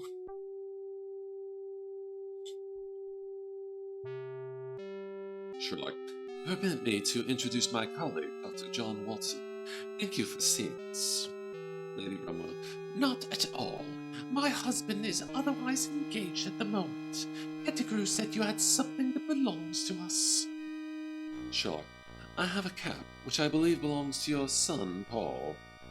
Oh yeah, that's definitely her son. Lady Bromwell. If it is Paul's, I shall have to reprimand him for losing it. How do you come to have it? Sherlock Holmes. It's a rather long story. He's a very pleasant lad. While talking to him, we learned that Miss Anna Carraway was once in your employ. Do you know where she now lives? Lady Bromwell. Silly and disobedient boy. Lord Bromwell would be most displeased were he to learn that Paul was sharing stories with total strangers. Sherlock. Lady Bromwell, let me assure you of our motives. The doctor and I are investigating the murder of Anna's sister, Sarah Carraway. We were hoping that you might know where Anna or any other Carraway family members might be found. Lady Bromwell. I'm sure I do not. I never knew Anna to speak of any of her family. In the end, Anna became unsuitable as a house servant. We had to dismiss her. Sherlock. How was it that you came to retain her? Who referred her to you? Lady Bromwell. I've long since forgotten that, Mr. Holmes. Now, gentlemen, if there is nothing else. Oh, there is something else. Probably. Oh, did you see that reflection? That was cool. I want to see that again real quick. Look.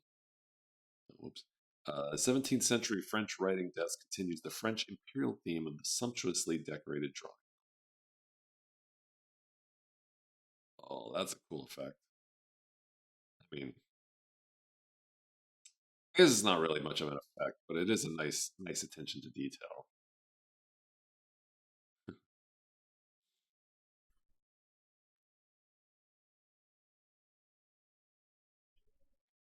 Sherlock. Has your butler been with you long?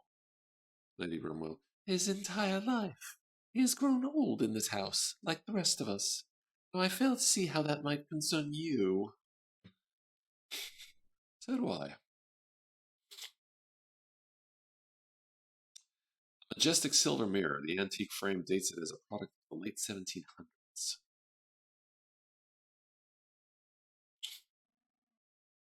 A larger-than-life-sized portrait of a noble personage dressed in the clothing typical of the time of King Charles II. This is presumably some honored Bromwell ancestor.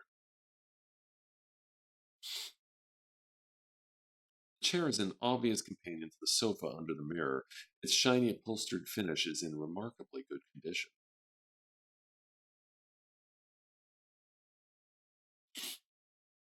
Burgundy brocade sofa made in Paris during the early reckless days of Louis XVI's ill-fated reign. Already, desk. Statue. A miniaturized Roman copy of the great winged victory called Nike of Samothrace, which stands at the head of the grand staircase of the Louvre Museum in Paris. Louvre. Marble doorway. Marble doorway carved in the style of ancient Greece. A horrifying portrayal of Jason's final confrontation with the Medusa, the witch whose hair was made of poisonous reptiles. These mythological objects were great favorites with certain unimaginative types in the 17th century. It's very judgy. A reclining woman, scantily dressed, lazes in the woods, surrounded by various seemingly friendly animals. She may represent the Roman deity Diana, the huntress, but there is no sign of her traditional bow and arrows. Golden crystal chandelier. Music from the tinkling crystal periodically fills the room. The writers really had a fine time with this game, didn't they? Just describing everything. A massive solid oak double door. I've looked at everything at this point. Surprisingly, this book is not something of interest, apparently. So I just talked to the lady here.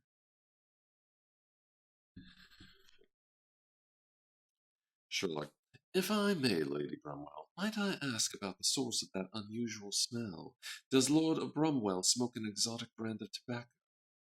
Lady Bromwell, indeed not. I suspect my husband's guest brought some noxious cigarette into the house. Now, was there something else in particular that you wanted?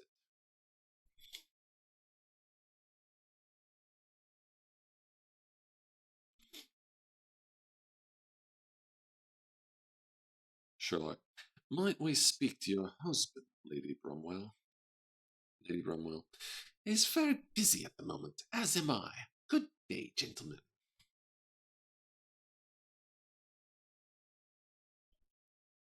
Sherlock, if it is convenient, please tell your husband that we may return to speak with him. Perhaps he knows something about Miss Carroway's people.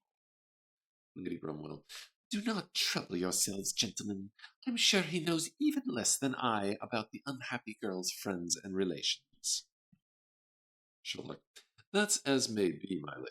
I would still like to speak to him. Lady Bromwell, very well. I'll give him your card. Good day.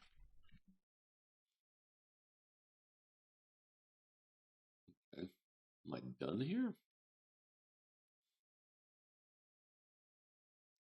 Sherlock, Watson, has any new revelation struck you that might help us in this affair?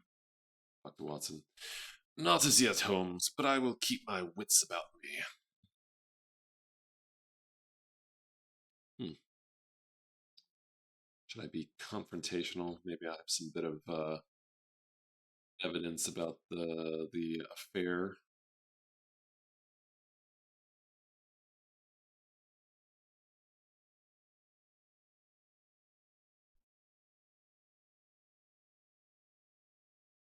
Actually, do I know the Lord? No, I guess I don't know Lord Bromwell's first name.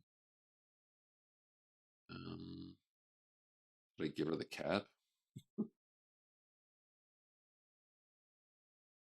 No, thank you. That's hilarious because she actually should want that.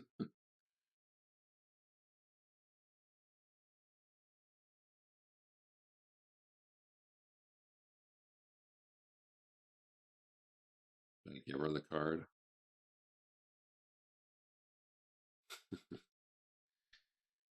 Let's see here. Cigarette pilots, iron bar, pottery specimen.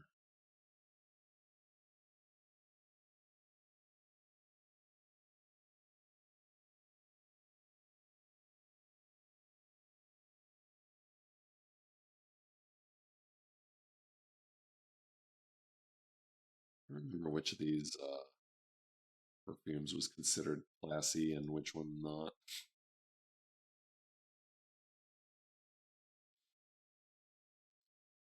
Hmm. Well, let me see if I can just walk through the door. Oh, I thought this was, I was looking for the restroom. Lady Bromwell. I'm sorry, but Lord Bromwell is very busy, and I simply cannot allow you to disturb him. Maybe Watson has some idea here. Nope.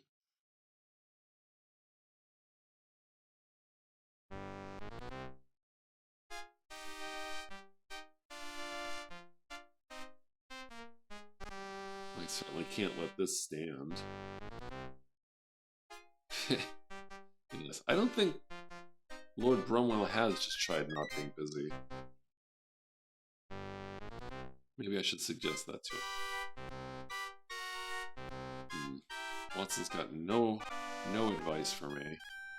I don't think I really got much of anything out of this this visit.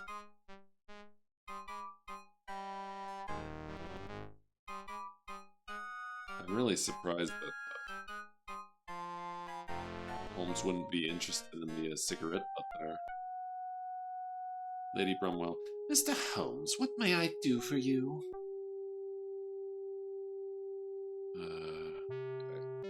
There's gotta be something I can do to distract her or something. Maybe I can open the desk now. Maybe I can...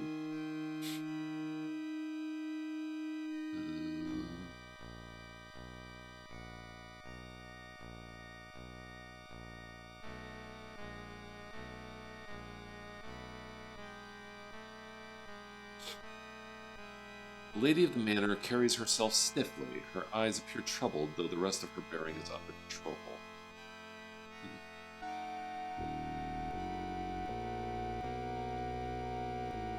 Maybe the diary? No. Oops.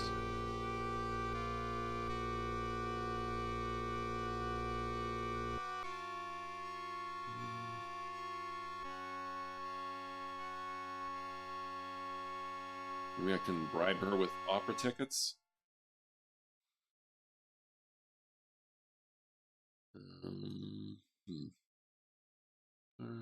Feather. Results.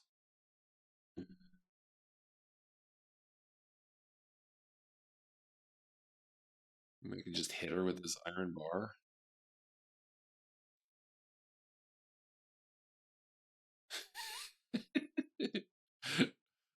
Use bar on Lady Brum.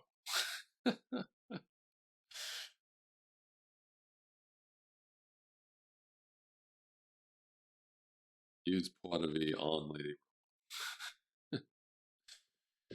Brum.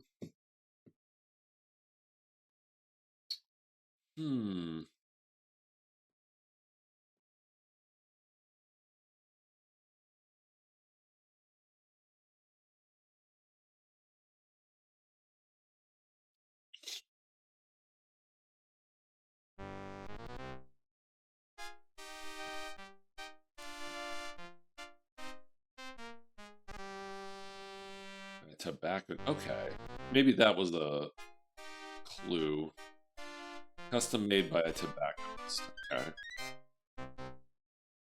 Maybe I can visit a tobacconist.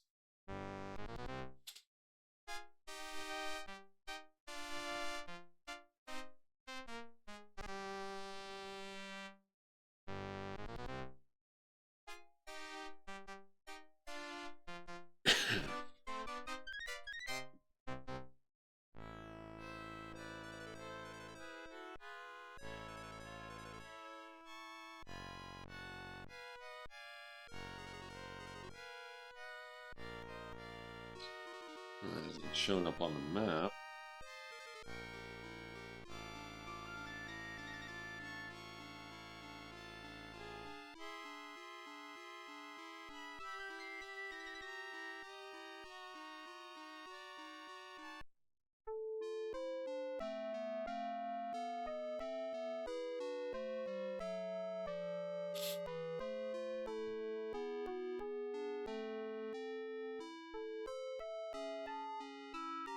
Okay, well.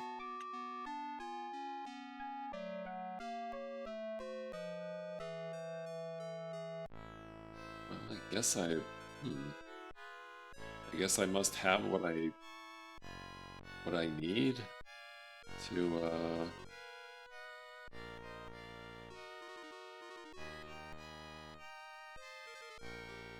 proceed.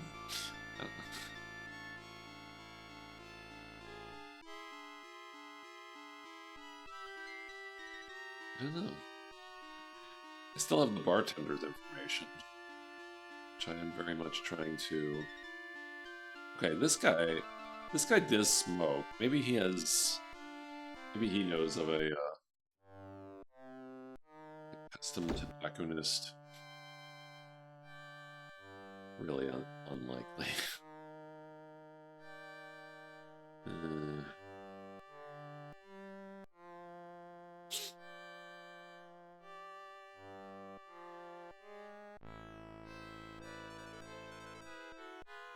this is definitely a point-and-click adventure.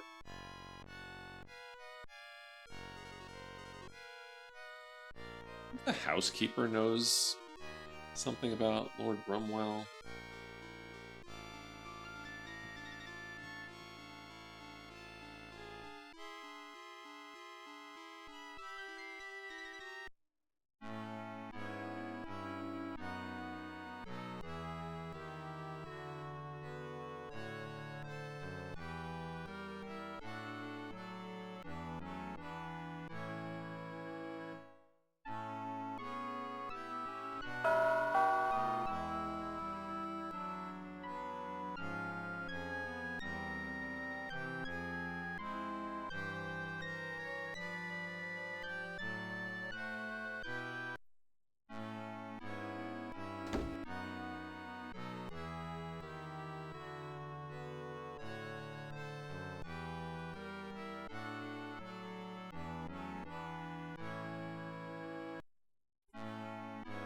No, the housekeeper's not even here anymore.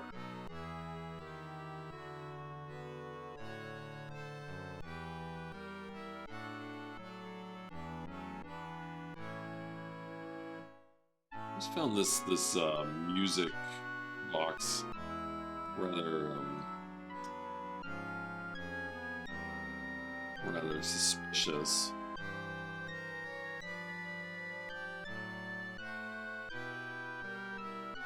Because they let you do so much. They let you like fiddle around with the music box, but there's nothing. There's nothing to it. Like there doesn't seem to be anything. Doesn't seem to actually have any purpose to the game.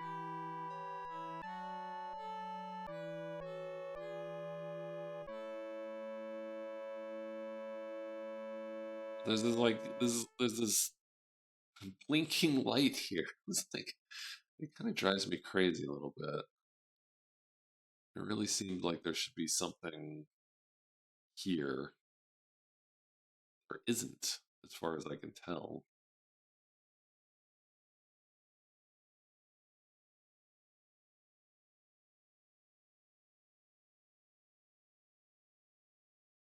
Eh, okay, there's probably nothing of interest here.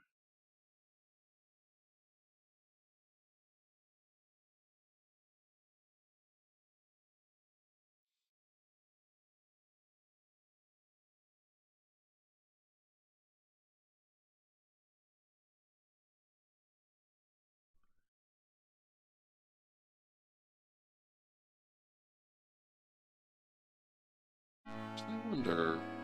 I do wonder. Looking back on entering this place the first time, there was this. Oh, there she is. There's this parlor room that they specifically sort of make a note that this was like this is not Anna Carraway's style. That mean something that she recently took possession of this home from someone else? I don't know.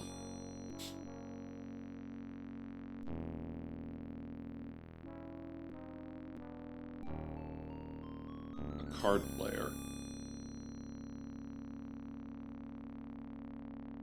Let's try to. I can't talk with her at all.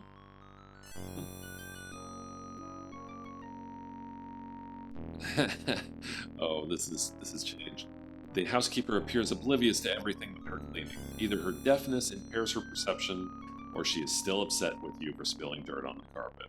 Most likely it is the latter.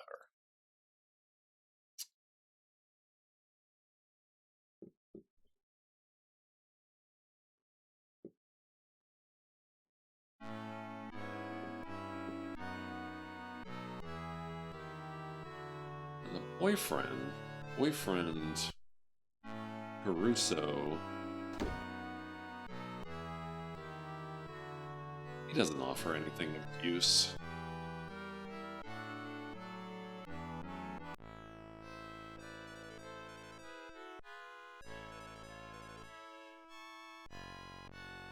I'll try it again.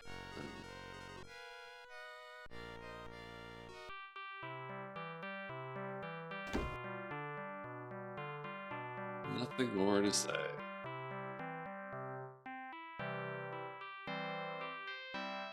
Well, you know what? I appreciate the game. It's just like so blunt in saying, yeah, this is not it. I'll look elsewhere. Alright. I guess I'll have to the Brumwell's here.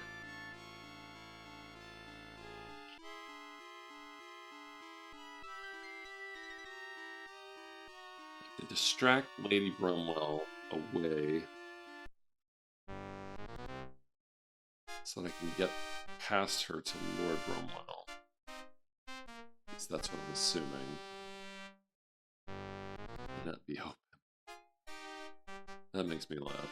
Or maybe the butler. Maybe I can get more information from the butler. Head of group. His lordship is still indisposed. Will you speak to Lady Brumwell? Sherlock. Yes, thank you. Head of group. If you give me your card, Mr. Holmes, I'll find out if her ladyship can see you. Dr. Watson. His behavior seems to improve on acquaintance. Pettigrew. Lady Brumwell will see you. Please enter.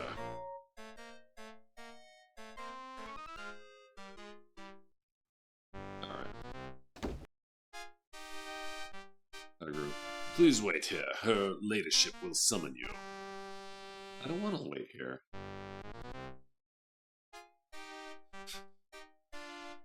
Come back here. Come back here.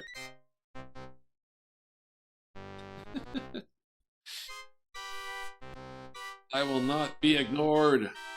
I'm Sherlock Holmes.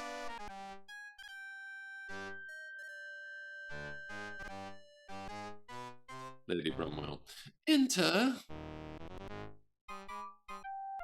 Sherlock is too polite. Lady Brumwell. Mr. Holmes, what may I do for you? I want to speak to your husband.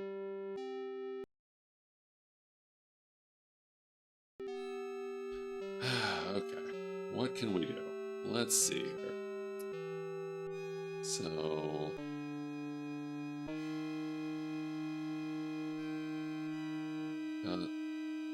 these items, doesn't seem like there's anything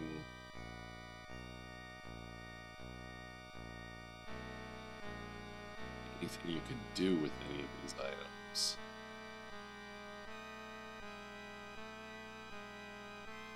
All furniture, large wall hanging furniture.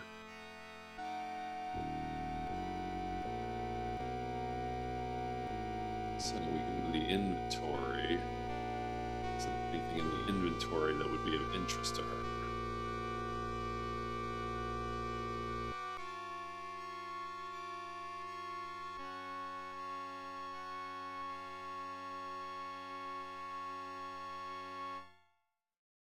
Keys, opera tickets, a dart, feather.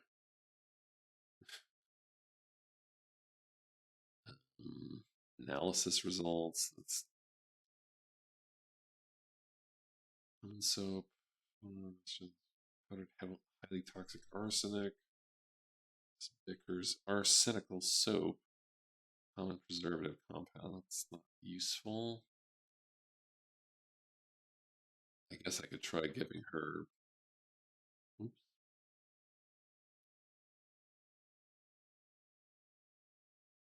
Some of this perfume.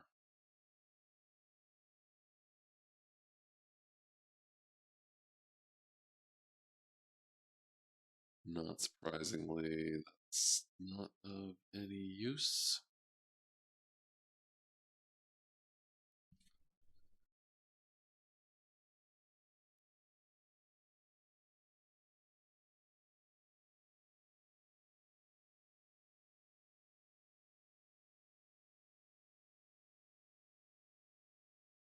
Yeah, I mean, like if the diary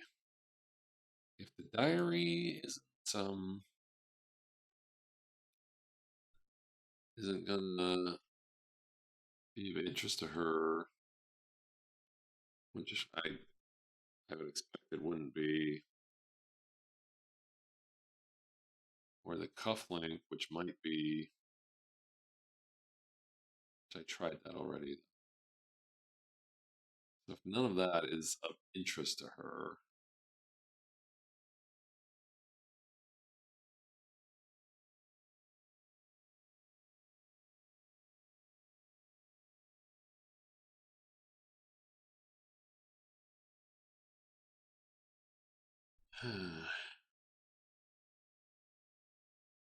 maybe in and just get the bartender's information.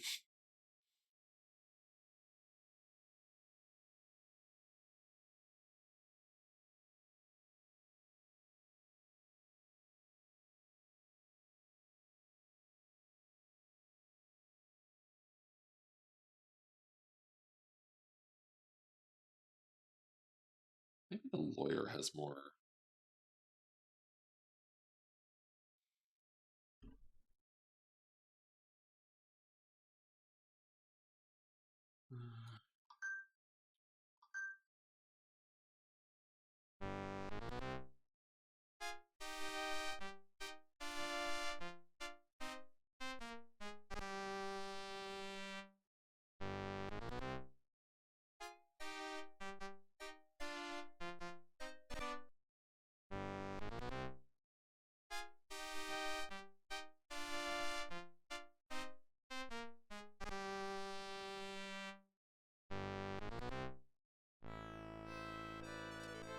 All right, let's see here. I guess I'll just go everywhere. Everywhere, but I talk to the kid again? No, I can't.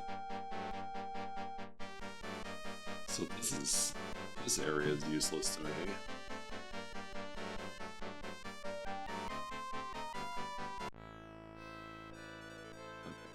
That's the rugby field's not going to be of any interest. The equestrian shop isn't going to be of any interest. Apparently, the dormitories of no interest. I guess I could try the parfumery. Maybe the parfumist has. Well, Hello again. If you need help deciding what you want, I would be most happy to assist you. I don't know, maybe she has some information about Cromwell's. Nope.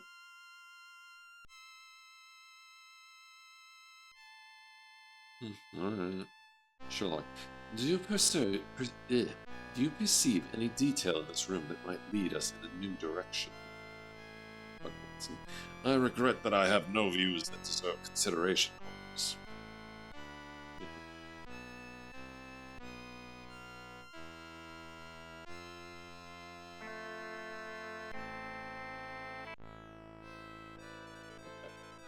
Perfumery, I don't think Scotland Yard has anything. Of course, maybe I could give things to Lestrade and he could provide me with something.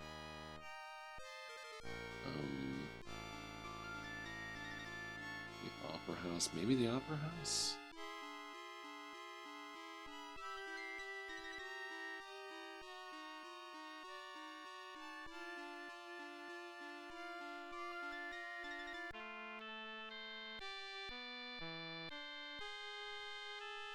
Or try the old lady who owns the Opera House. She's very helpful. Can't believe this opera is still going. It's been like hours.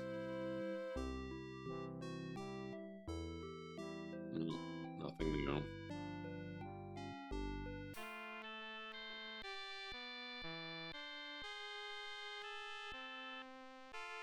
I really want to see the dressing room.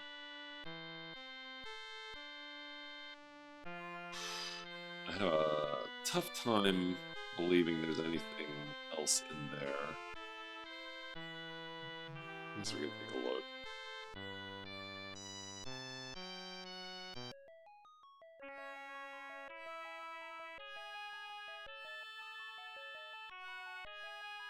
where we got her keys, her house keys.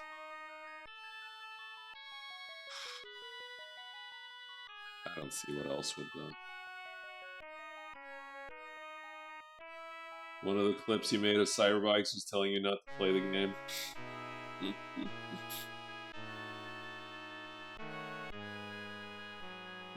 that's a public service right there. Let's see here. We tried Antonio Caruso. I really doubt the billiards bar would have anything more of interest, but I don't know. This guy's the ringleader. Could try, I guess.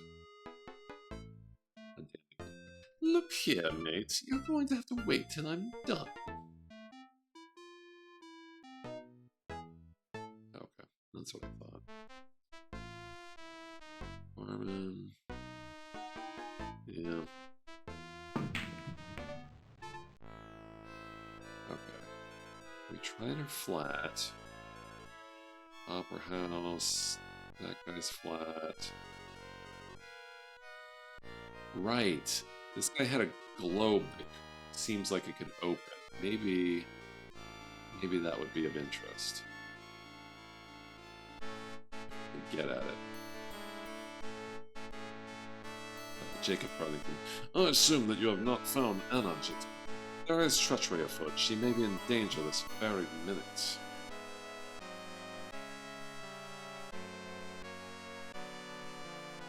Aha. Okay. I don't think this is going to be of any use. The two hemispheres separate along the equator to reveal a well-stocked spirit, Tantalus, 2 kinds of sherry, a collection of glasses, and an antique bottle of very fine port. Can I take it? No, I can't. It's not much use to me. I take his robe.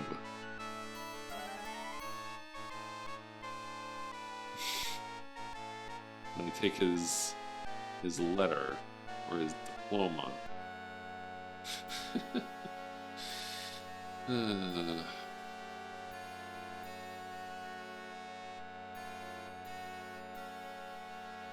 I take a snuff box. Really? I took a snuff box. Oh, okay. The box contains an uncommon assortment of gumdrops, horehound lozenges, peppermint, and treacle buttons, and nibbed licorice. Okay. Is this candy? He's got candy in his snuff box?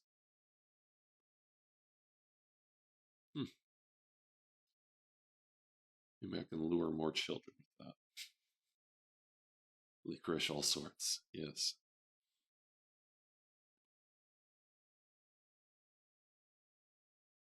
That was unexpected. I was not expecting to be able to take that.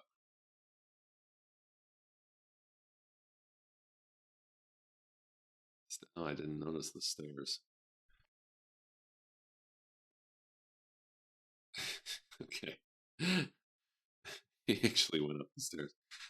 These library stairs allow access to the volumes on the upper shelves. From here, it can be observed that Mr. Farthington keeps Sir Richard Francis Burton's just completed, unabridged, and unexpurgated translation of the Arabian Nights on the top shelf, and that the bust beside the fireplace is of the orator Demosthenes. I didn't even notice that. His low vantage point does not afford an adequate view of the bust to identify it with certainty. I've heard so many details in this game. The artful manufacturer intended that this gray ceramic cylinder appear to be fashioned from the foot of an African elephant. The beast's toenails have been painted pink. Perhaps it is meant to be a coal scuttle rather than a dustbin. Since both coal dust and paper refuse are completely absent, it is not possible to determine which. I wonder if I can take this. No. Just try and take everything. Take the books. Take all the books. Use the bar. I can't do that. Why not? Oh, an ashtray. Ooh, actually, I want to look at that. Freestanding marble ashtray on a chromium plate base. It is filled almost to overflowing with ashes, spent matches, and the ends of small Dutch-style cheroots? Cheroots? Cheroots? I don't know. Well, I suppose if that unusual cigarette from the Brumwells was here, I would make note of that.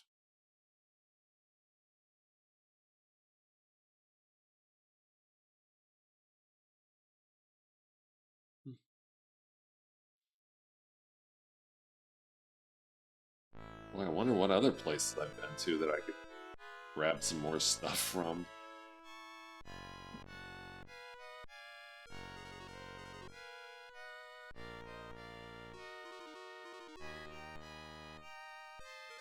Candy. So I've got candy. Sorry if you're hearing some bumping noises. My cat's here. It's actually not a terrible game for the cat to show up to bother me, since it's so since it's not so action packed. But don't want him bumping into the mic. Oh no, he's chewing on my headset cord. That's not great. No, no, no, no. Stop that.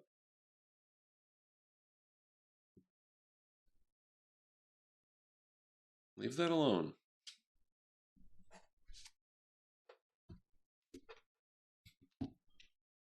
Pics of the kitty. Cats. More trouble than they're worth.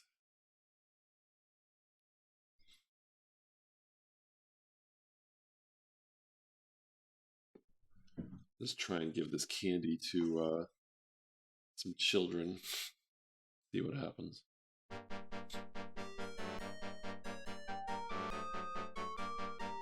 Hey kid, want some snuff?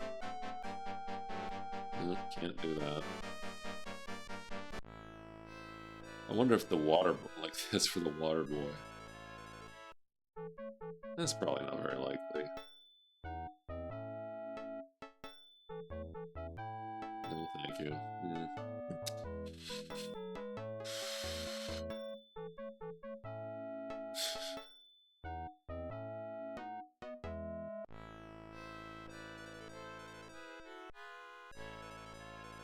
All right, I'm getting the bartender's information. I've fumbled about long enough.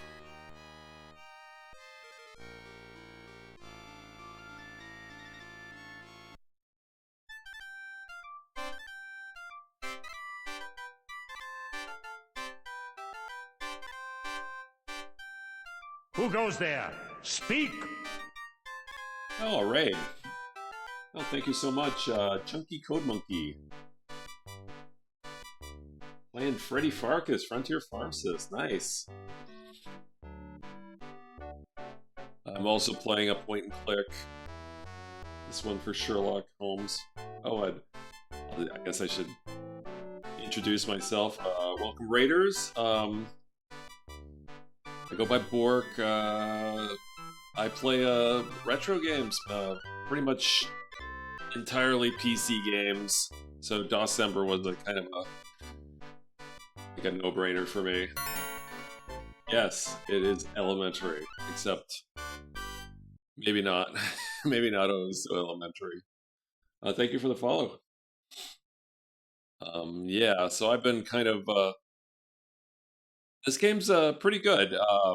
I found some instances where you don't actually have to like go in the most linear of paths to get information. So that's why I was trying to avoid getting the information for this from this bartender, just because I was curious if you could complete the game without it, because I had to complete four games of a darts mini game to get this information. Yes, yes, love December, love DOS game. Me too. But I'm kind of like I'm out of ideas, so I'm just gonna take the information now.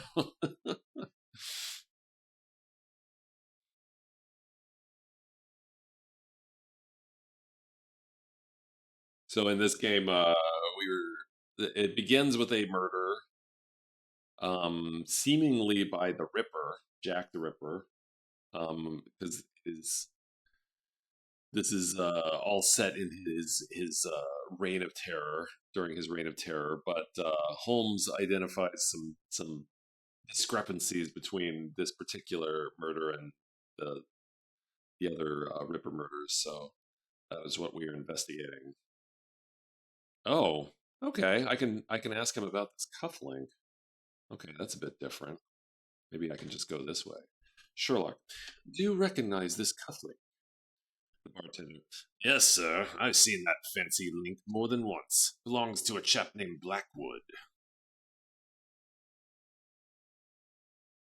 Sherlock. And just who is Mr. Blackwood? Bartender. He's a big blowhard, that's who. He's almost as stuffed as those specimens of his. See that tiger over the door there? I brought that one down myself during my tour in India. Blackwood can't spend 5 minutes in here without telling me about the ratty job that was done mounting it. He claims to be the best taxidermist in London. Watson. Do you know where we might find this fellow? The bartender. Well, now that I do not. But if you must see some of his work, you can. There's a specimen at Bradley's tobacco shop, just west of here. The proprietor's a friend of mine. He had Blackwood stuff a moose he bagged on holiday. I've seen it myself, and I don't know what it is that Blackwood goes on about. My tiger's easily better. Yeah. Oh, he is weathered. Apparently he was a soldier in India, I guess. Did a tour in India. It's right here. The soldier in the picture is a youthful version of the landlord himself, wearing a ribbon indicating he is in his first year of service in India. In the picture, dated 9 March 1865, the soldier wears the uniform and regimental insignia of the 1st Bangalore Fusiliers. They were known for their exceptionally long tours abroad, never less than 5 years, unless death or disgrace brought them back sooner. So yeah, I'd say he's a bit weathered. But cool. I just got some information without having to ask him about the darts game, so we'll proceed with that. How was Freddy Farkas? I haven't played that one myself.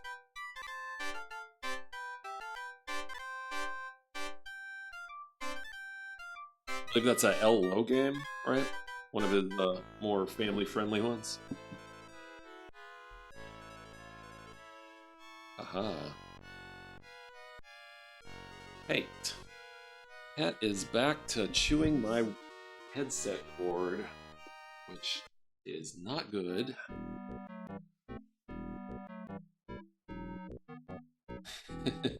Well, I mean, isn't it? Isn't Freddy Farkas more PG rated? That was my understanding. It's great. Played it as a kid. Yep, LO. Got some great humor and loved the pharmacist puzzles. Cool. Maybe I'll get to it someday. Moosehead. This is a large stuffed moose head mounted on a mahogany board. The taxidermist appears to have been more than competent. Near the top of the board is a metal plaque with an inscription on it. It cannot be read by simply looking up. The head itself conceals it.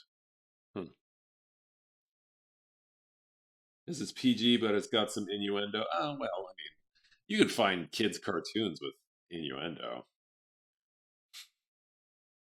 So that's not so unusual.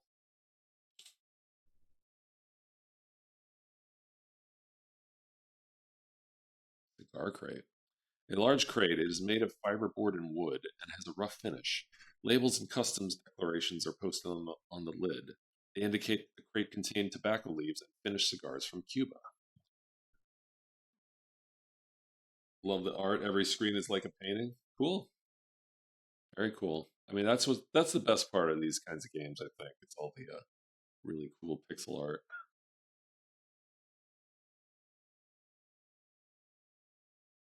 Hmm. There's usually so many things to look at in all of the screens of this game. This one is strangely sparse, but that's okay. Uh, Sherlock, perhaps you can tell us where that moose head comes from. Probably Canada. Alfred, from somewhere in North America, I believe. Dr. Watson, no, my boy. He means, do you know where the proprietor had that moose head preserved? Sherlock, indeed, Watson. I should have been more precise.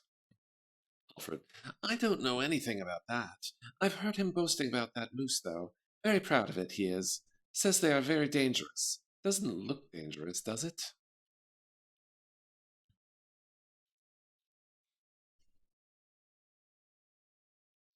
Okay.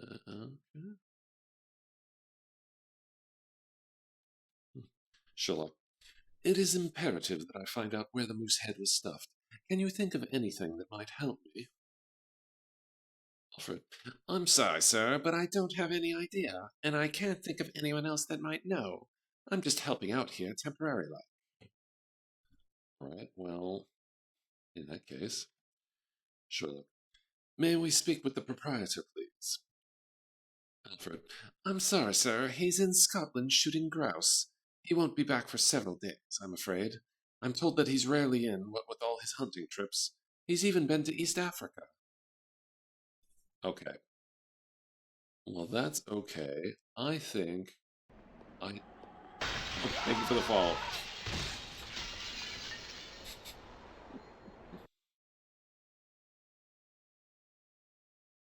Still have the Nosferatu fall alert.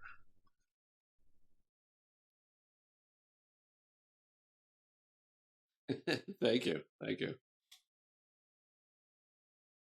I like that one myself. That was from my playthrough of Nosferatu: The Wrath of Malachi in October.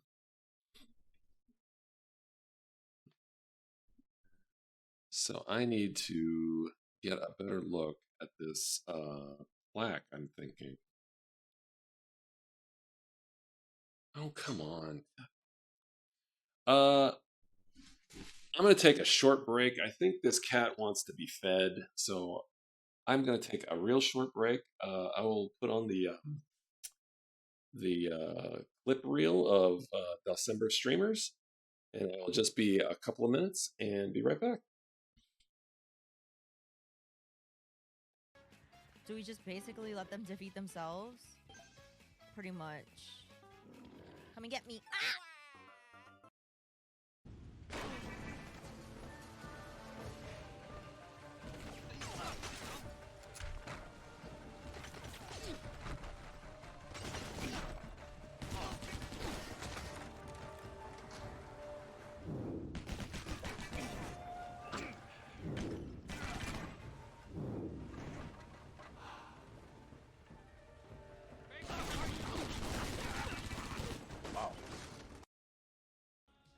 Here it is, dude. Come here, you fucking bitch. Fuck you! Oh my god. Yeah, that's right. Motherfucker. You can't. Oh, there's a big hole in the floor. And if we have learned nothing else in this game so far, it's that crawling into dark holes has no downsides and only results in good things happening.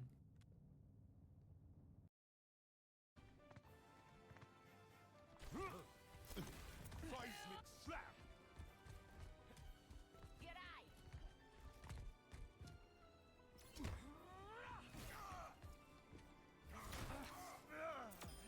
Who awaits you below? Break the earth.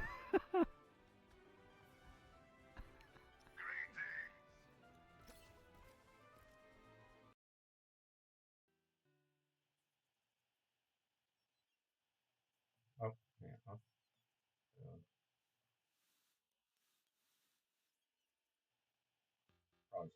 little later. Oh, I forgot that saved you. Forgot about the glitch.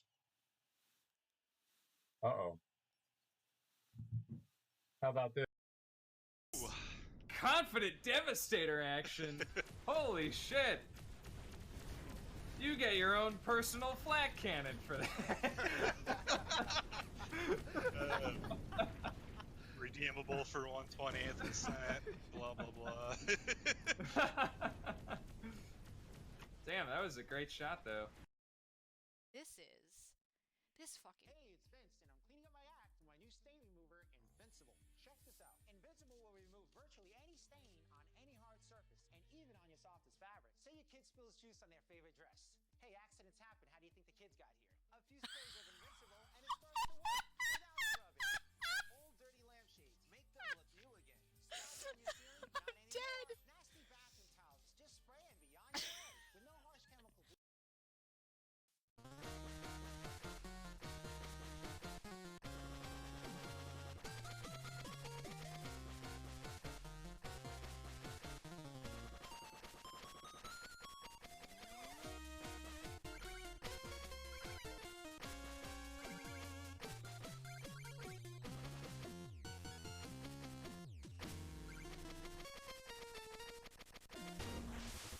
And that's how it's done. There could be fewer. All right. Thank you for your patience. Sorry about that. Never had that cat quite be quite that bratty before, but should be resolved now. January, huh? Old School Jay wants to organize something for January. Oh my goodness. Yeah, Nosferatu would count. It was janky, but it was also a lot of fun. Racing yourself on a clip of mine. Oh, what for? Those are always fun. All right, so we want to get this moose head out of the way.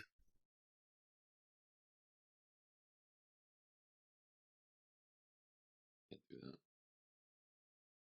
Perpetually angry? Oh, don't say that. What about when you're playing Sand Warriors?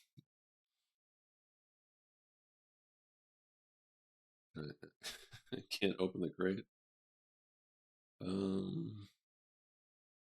I ask him for a ladder or something? Maybe Watson has something?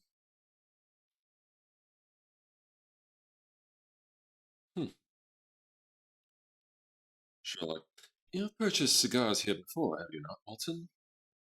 Dr. Watson, indeed, Holmes. They were allegedly rolled by the hands of Cuban maidens, but who can say? Very expensive they were.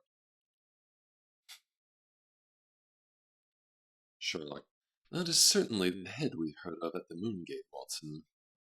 Dr. Watson, a noble beast, Holmes. It seems a pity that it should have become a wall ornament in a public place. Very dubious taste, I should say.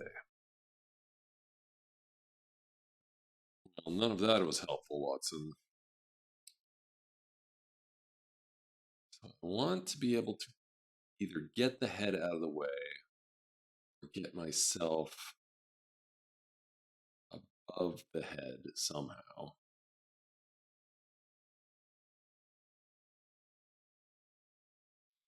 How can I do that?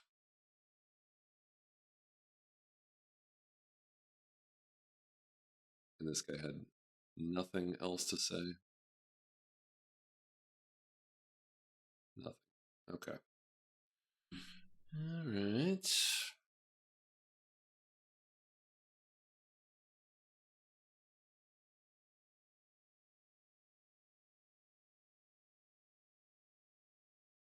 Maybe this iron bar finally comes into use somehow. No.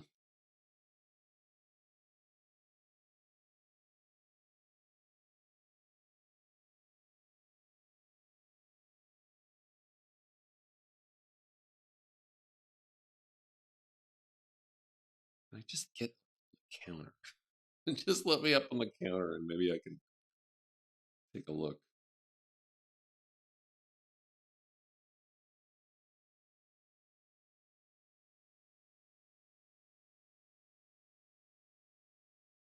No way.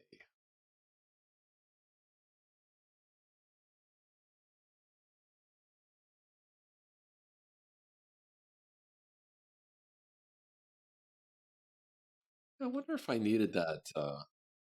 You know what? Now I'm thinking of objects that I didn't take. There's a hand mirror in the opera house, which I thought wasn't really relevant because it was described as being pretty clearly not a personal possession. But now I wonder if it's something that maybe I need to solve puzzles, or a puzzle. I'd tell Watson to distract this guy. Sherlock, perhaps the sapphire ring is in one of her gloves, Watson. I'll check the gloves. If there is a ring in it, it most likely belongs to the company. I won't have you taking it. Suits me. Grab this hand mirror. Damn. Nope, can't take the mirror. Dr. Watson. It was a fine notion, Holmes, but the ring appears, like so many other objects, to be missing. Damn, can't even take this? Alright. Never mind then.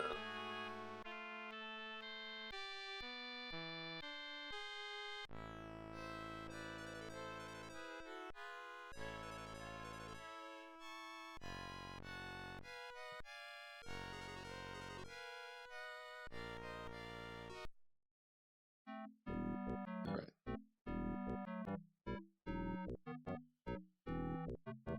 Bar.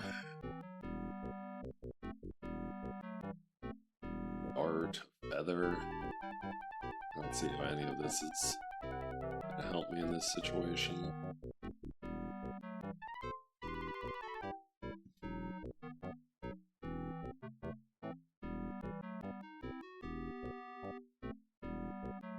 I know that lawyer had a set of steps in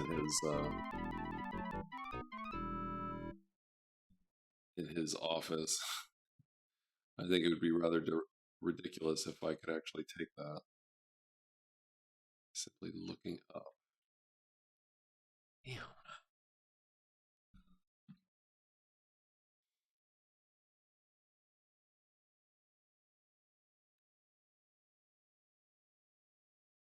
Ooh, okay. I know. Maybe I can move these crates. Aha! Alfred. Hold on there. I can't give you the run of the place. The owner would be angry if he found out I had allowed anyone to mess about in his shop. Oh, come on. Don't be a weenie. Sherlock. It is of vital importance that I be allowed to continue my investigation without hindrance. Alfred. I'm sorry, sir, but I don't know who you are, and I can't be letting just anyone come in and start moving things around. Dr. Watson. He's not just anyone. This is Sherlock Holmes. Sherlock.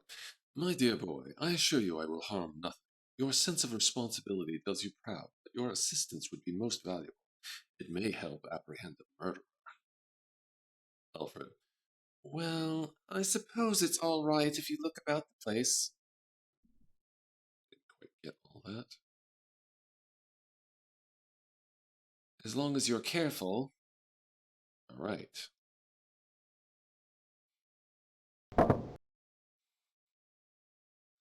Just be dropping. Okay. Right. Is that all I need?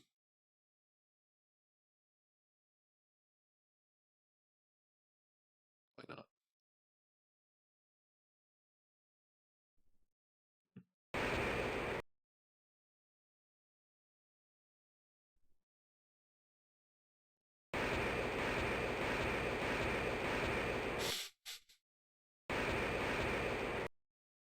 Watch Sherlock Holmes do manual labor. Thrilling.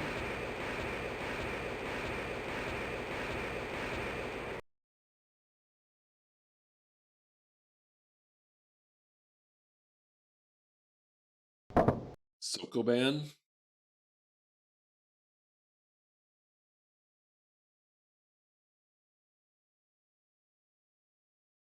Alright.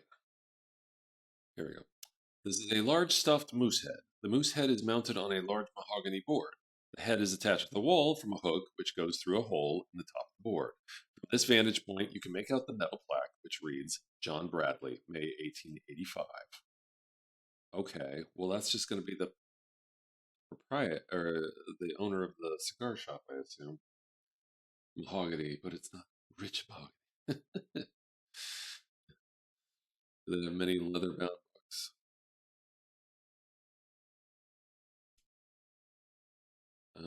Okay, do I have that?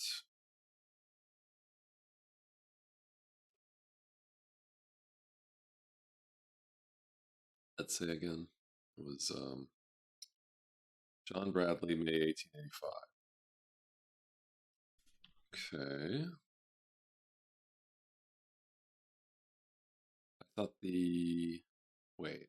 I thought the taxidermist was named... No, not the taxidermist wasn't named Blackwood. It was the guy who was talking about them. You're watching Ennis play Ken's Labyrinth. Spotted this on Ken's website. Someone converted the player for Ken Silverman's format to JavaScript. Interesting.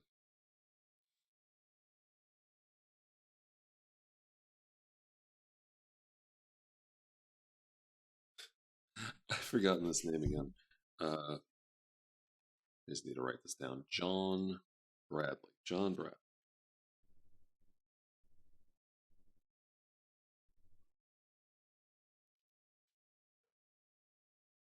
Okay. This would presumably give me a new location.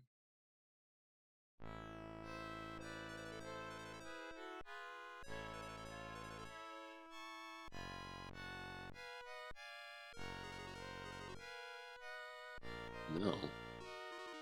Okay, maybe Wiggins. This will be a job for Wiggins.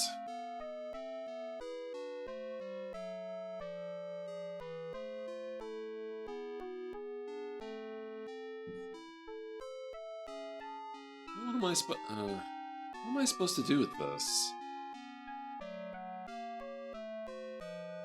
Is it the back to the bartender?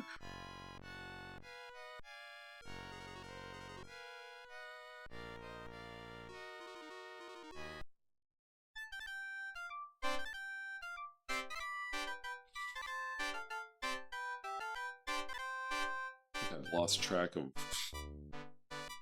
what I'm trying to figure out here.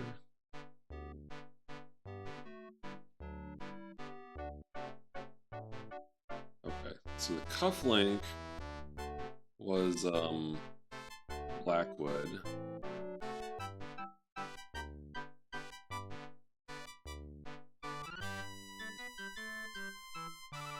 Okay, Blackwood is the taxidermist.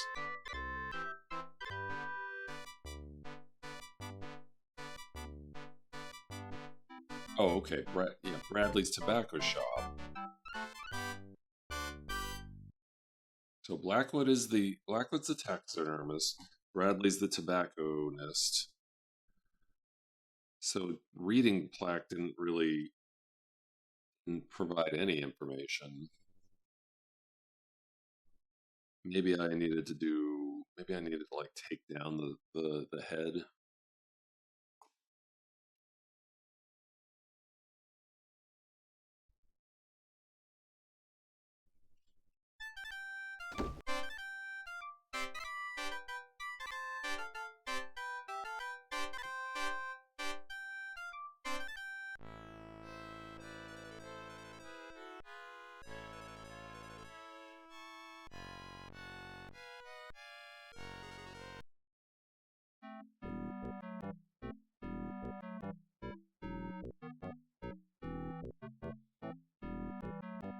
Okay, so if we move the head... Aha, okay. On the back of the mahogany board, some text is engraved into the wood. It reads, Oxford Taxidermy, 188 Oxford Street, London. Okay, great. Great. That should do it. Here we are. Okay. Progress. Whoa.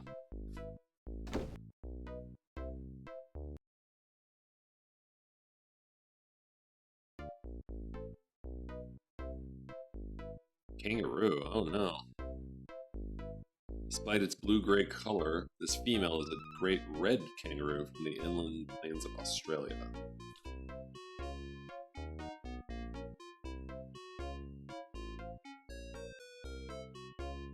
Saying this is not a very sympathetic character. The taxidermist has exercised considerable skill on the head of this extremely large specimen of African buffalo. The span of its horns measures almost 7 feet, even though the tip of one horn is missing. Is that an elephant? Oh, goodness. Are we gonna find a serrated scalpel here?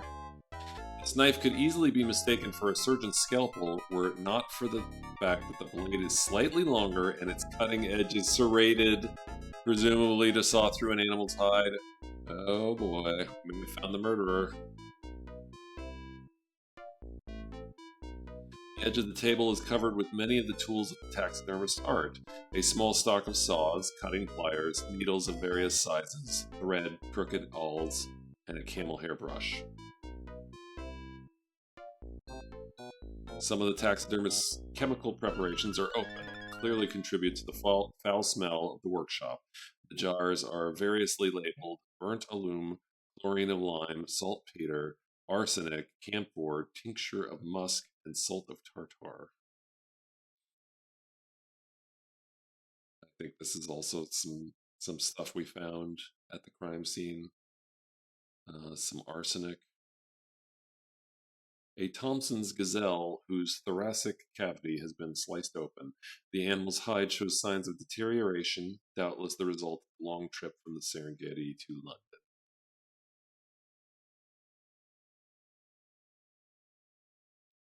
Heavily soiled and smelly smock hangs on a brass hook. It appears to be too small to comfortably fit the man working at the table.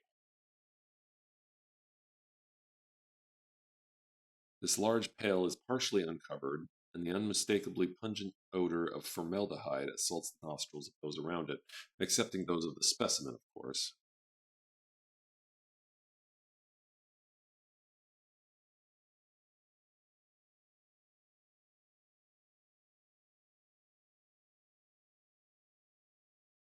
This large flask is unstoppered, and the unmistakable pungent odor of formaldehyde assaults the air around it.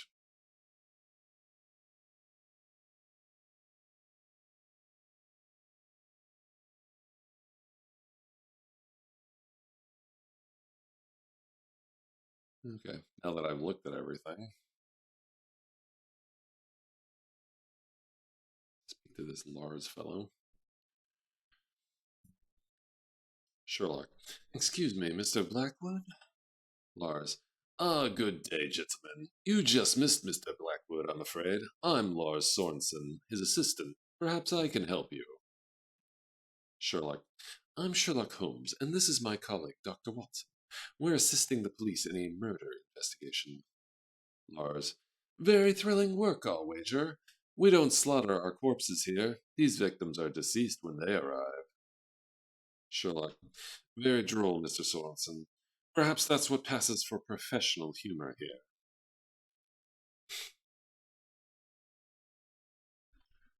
Uh, hmm. Sherlock. Where is Mr. Blackwood now? Oh, he said out, obviously. Very helpful. Sherlock. What is this knife used for? Whoops. Shoot, I just, accidentally clicked through that. This is a really incredible journal. Look at this, 318 pages. Just like gives you every conversation you ever have in this whole game. Lars was, well, it's not for slicing roast beef. Please be careful. It's extremely sharp. I use it for separating skin from the soft tissue beneath it, among other things. Holmes, I believe a knife like this was used to kill Miss Carroway. Perhaps this very knife.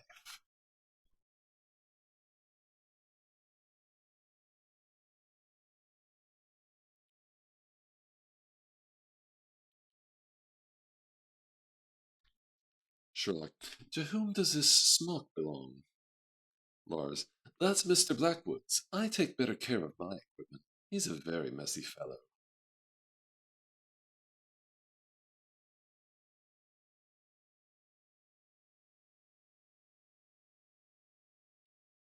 Sherlock, how does Mr. Blackwood spend his evenings? Oh, God, this dang dialogue keeps fooling me. How long it's going to be. I have no idea. I'm his employee, not his guardian.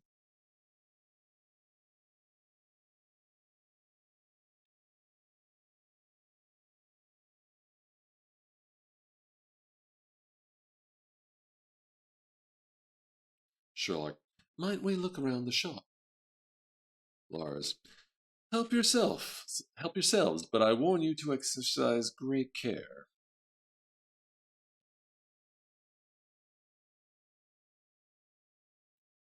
Sherlock, what was Mr. Blackwood's interest in Miss Sarah Carroway? Lars, I'm sure I don't know. I've never heard of the woman. This is being very direct.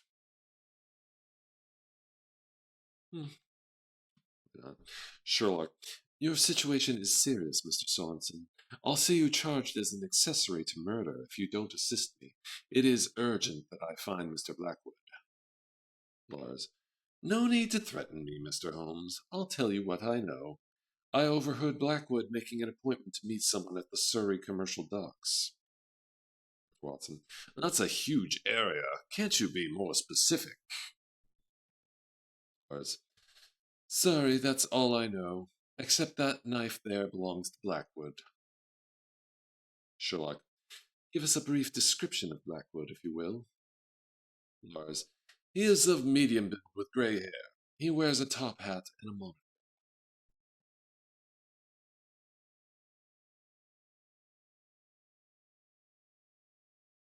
Sherlock, Mr. Sorensen, could I ask you just one more thing? Lars, no, Mr. Holmes, I've told you everything I know. Now you must excuse me. I need to finish this gazelle before it rots. He's just refusing? Just flat out refusing? Alright, let's see if we can take the knife. We took the knife. See what else we can take. Can we take the beaker full of foul-smelling liquid? Lars, please, sir, touch nothing. The specimens are very delicate, and my chemicals and tools are very dangerous in the hands of laymen. What about the smock? Okay. And some evidence here.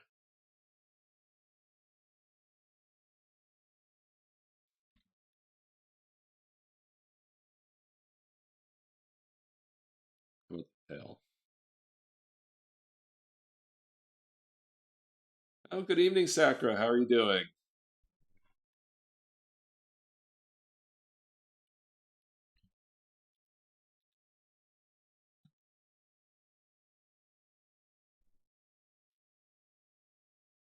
Yes, of course, Mega Traveler. Are you going to be back to that? Or wait, let's see. You were there. You were back to that yesterday.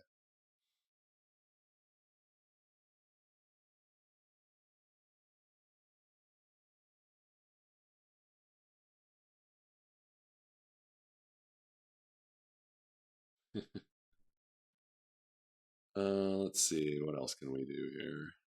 Anything? Because we might be done. Oops.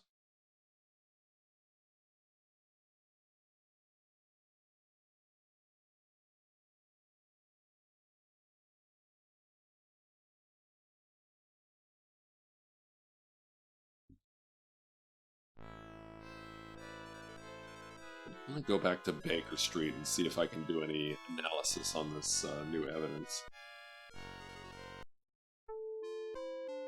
Alright, great. I'm glad that wasn't an actual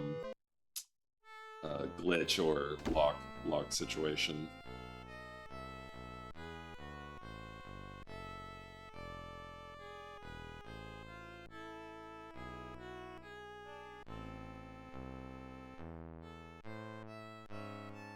Do that. What about the smog? Oh, okay. Maybe I can take a closer look at this now. Just had to redo a bit. Yeah, that'll happen sometimes.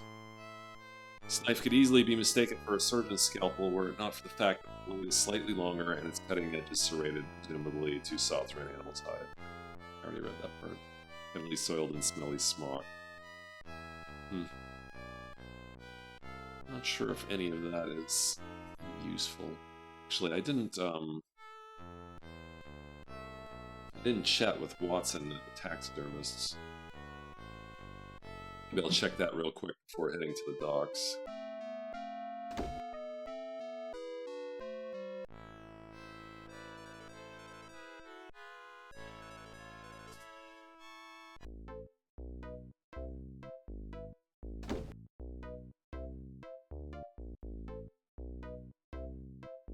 Oh wow. Okay. Sherlock. Watson, would you not describe this knife as a serrated scalpel? Dr. Watson. I would indeed, Holmes. I've never seen an instrument like it. Wednesday, you kamikaze to see if he was there. Tonight you went back, got better gear, and redid it better. Perfect.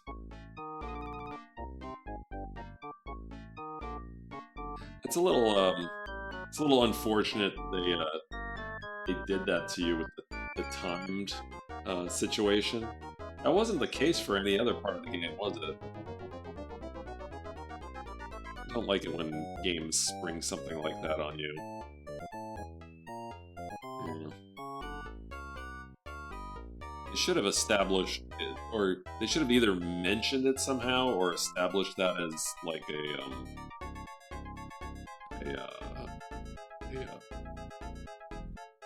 what is the word? What is the word I'm looking for?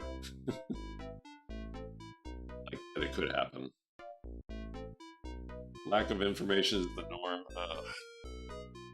Well, it's amazing you're getting as far as you are.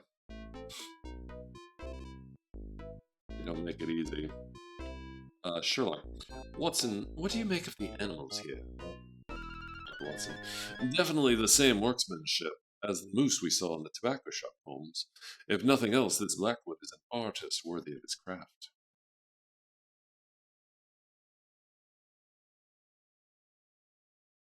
Sherlock. How can we efficiently scour the Surrey commercial docks for Blackwood? Watson. Perhaps the redoubtable canine Toby can help.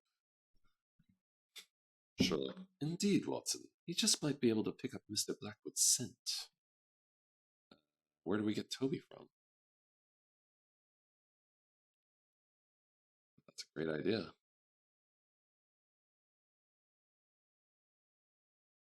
Is he just going to be there, or do we have to pick him up from Baker Street? Or we learn how to pause and do orders. Oh, that's good. The police station? Is he a police dog? Maybe. Yeah, I'm sure it does. I'm sure that helps a lot. Yeah, let's try Scotland Yard.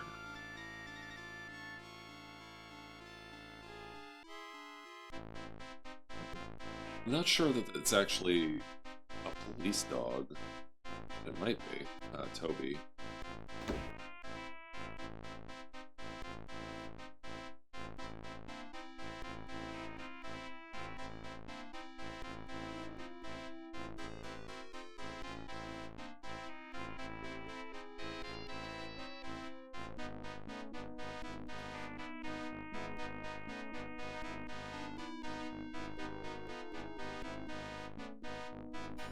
Nope.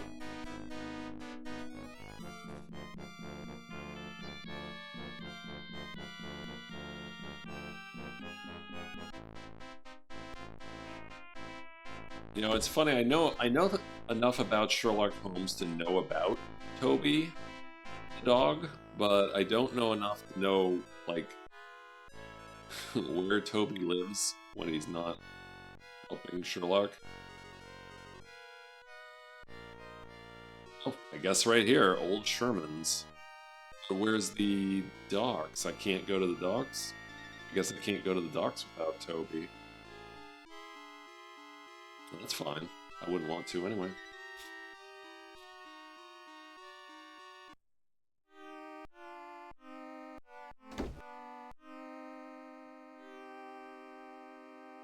He's got an owl.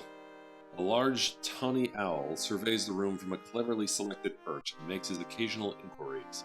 A lethal nocturnal hunter, he presumably helps keep the premises clear of unwanted rodents. His presence may account for the fact that the room is kept in a kind of twilight, lit only by the stove and whatever passes into the shop through very dirty windows. A badger? Not a badger. Though clearly a sort of pet, this badger is hardly tame. He continuously hisses, claws the floor, and bares his teeth when anyone, including Old Sherman, comes within 10 feet of it. Honk, honk, honk. Who let the dogs out?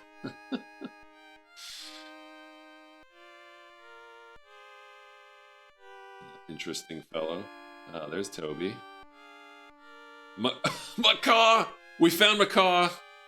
We found Macaw! This young, long-tailed parrot from South America is caged. Given that Sherman's other birds roam freely through the shop, it may be assumed that this macaw is either living up to its species' reputation for viciousness, or that Sherman is concerned that this specimen carries... Oh. I have no idea how to pronounce that word. Psittacosis? I don't know.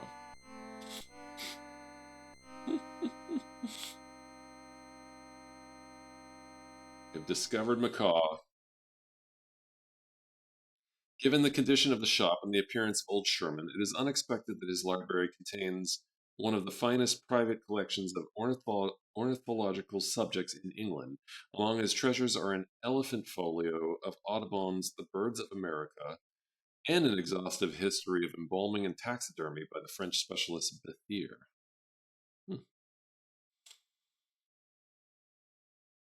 Books. Empty cage. A sturdy empty cage.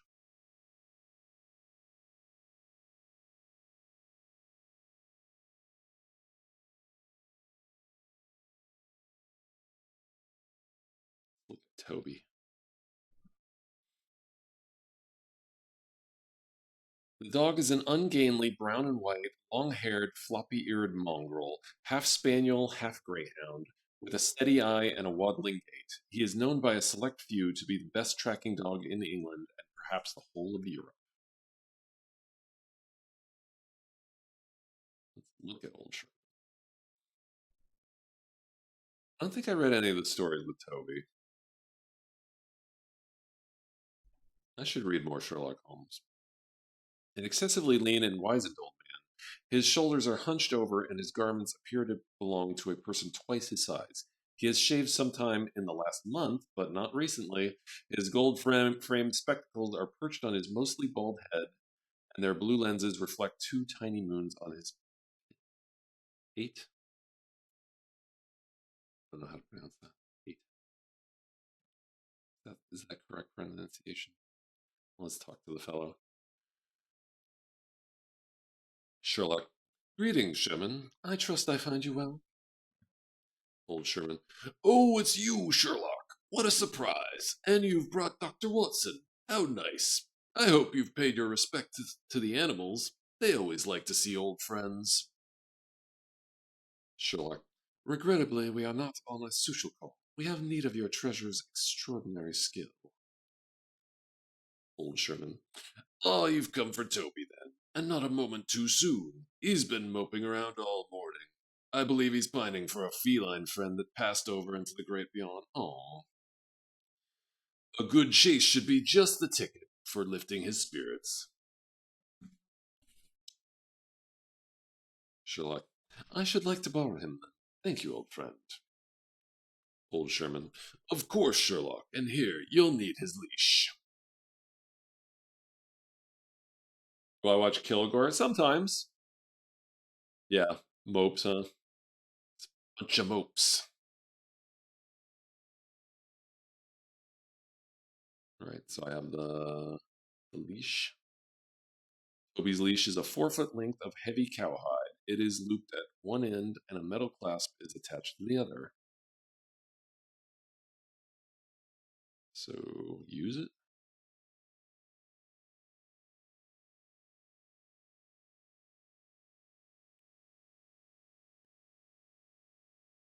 Come here, Toby.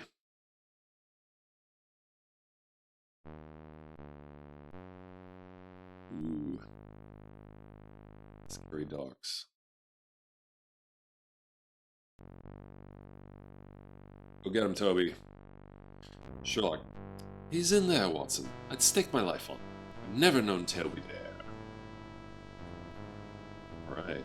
Well, what do we do then? Shouldn't we call the cops? Ooh, maybe we need this rope. It's a rope. Ooh.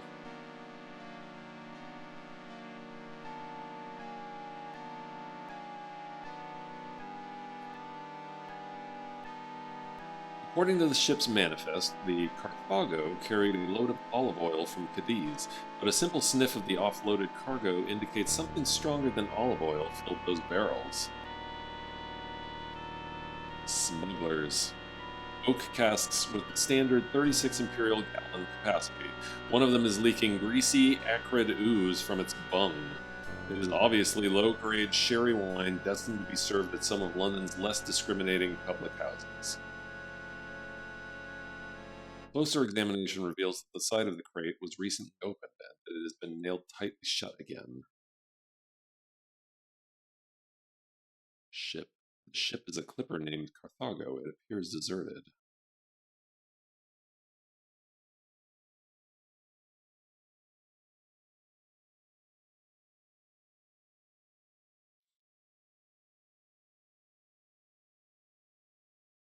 The bung of the barrel is missing.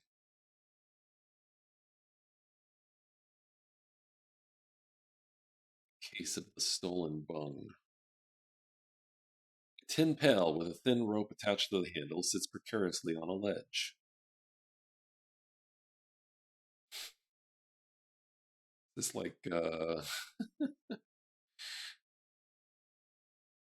is this like a setup for a prank?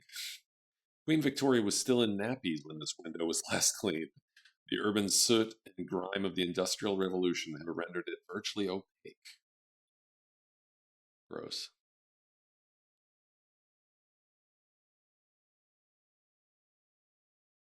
This once sturdy and secure oak door shows its age. The wood is beginning to splinter, and the area around the lock and latch look much abused.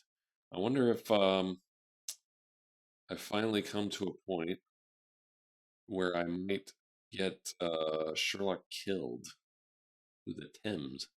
The sparkling river's true condition can be guessed by looking at the refuse strewn along its banks.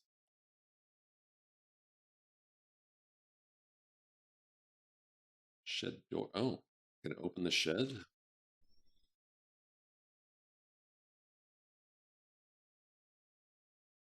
Ooh, a hammer. A heavy bung hammer used by dock workers to hammer the plugs into the oak barrels. The man who wields this 16-pound tool must be strong and accurate. If he misses the mark, he'll shatter the barrel. Take. Wait, what is this setting me up for?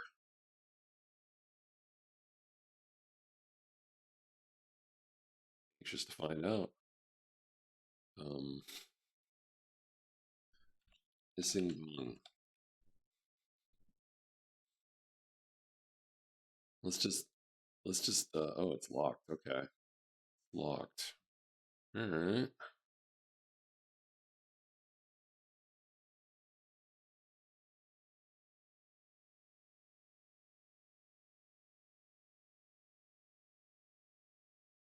Can't do that.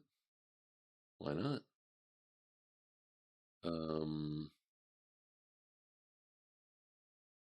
I'll just smash the door down. Watson. Holmes, it isn't like you to blunder into a situation. We have no idea who's waiting inside or if they are armed. There must be a way to assure our element of surprise without jeopardizing our safety. Safety. Does that say safely or safety? I think it says safely. Okay.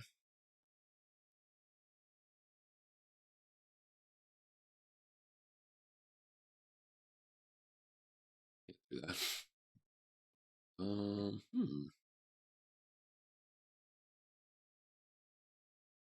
Can't do that.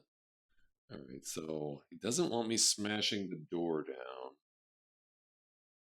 Blunder in. Well, what do you suggest then? You got a better idea, Watson?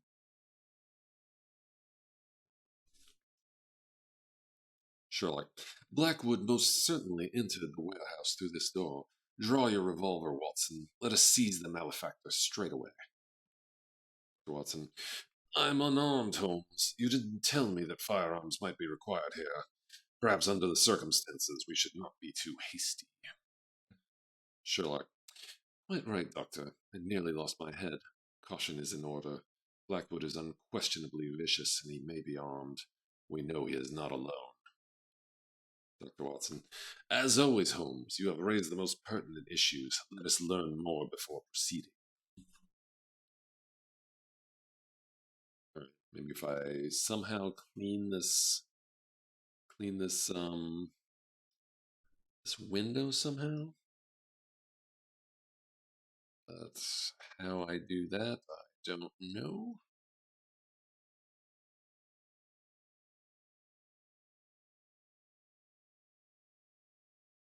I think this is kind of like, no.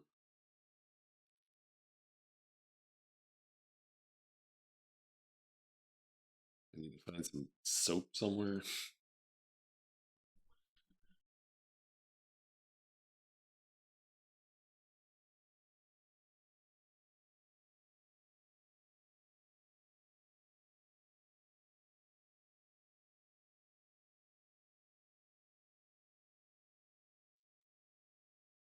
What do we got? Ship, crate, barrels. Maybe I can open the crate. Cannot it be opened? Can it be smashed open?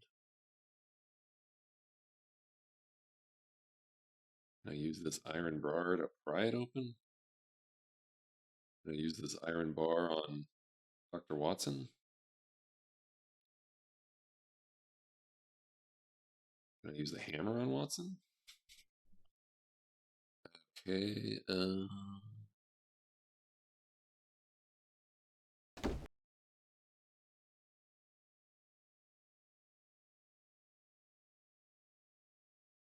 battered shed, probably used for storing tools and supplies required by the sailors who work this dock.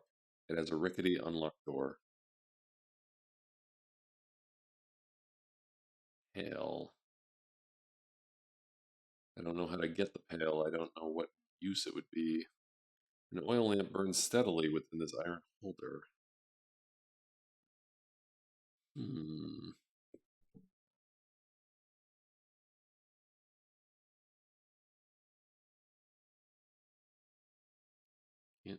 Can't get the leash on Toby. I don't know what purpose that would serve.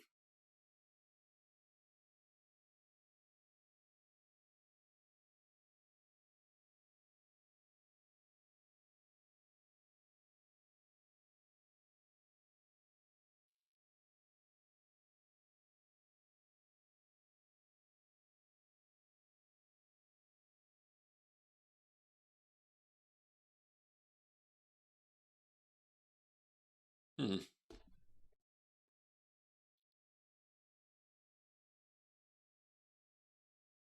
Use the Thames. Use the ship. Ooh, move a barrel.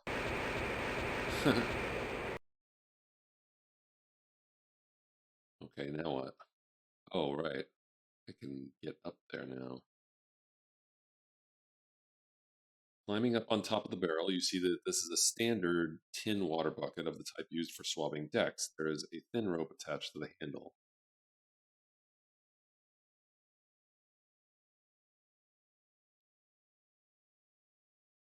Okay, I got the pail. Oh, nice animation. Okay, can I use the pail on the Thames? Okay,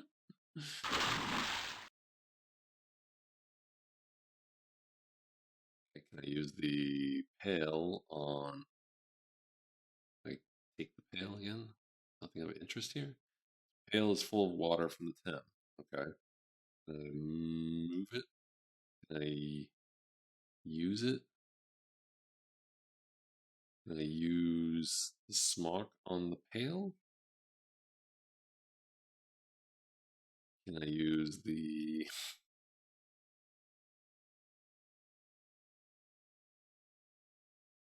powdery specimen on the pail? No?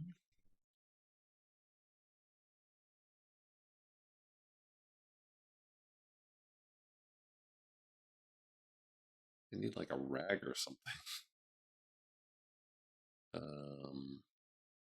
Use some sturdy rope on the pail.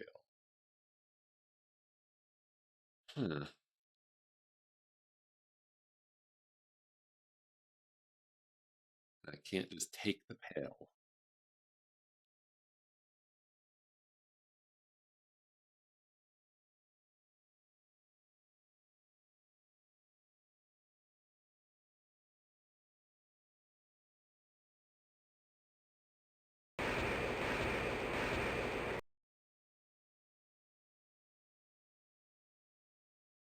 Cannot be moved.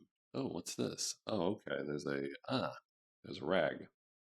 There's a rag. There's already a rag there, waiting for me.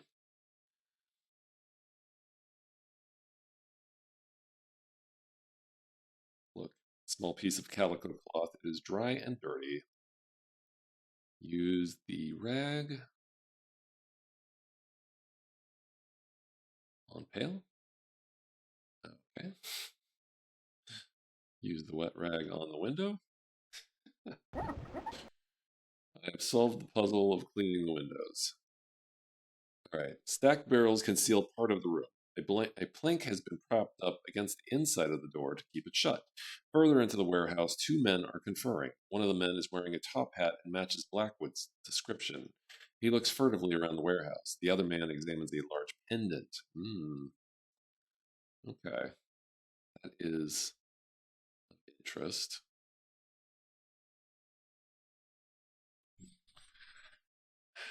Can I just bust the thing down now?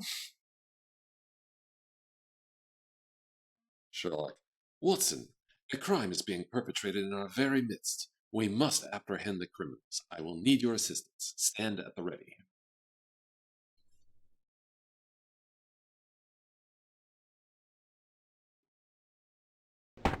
Bash.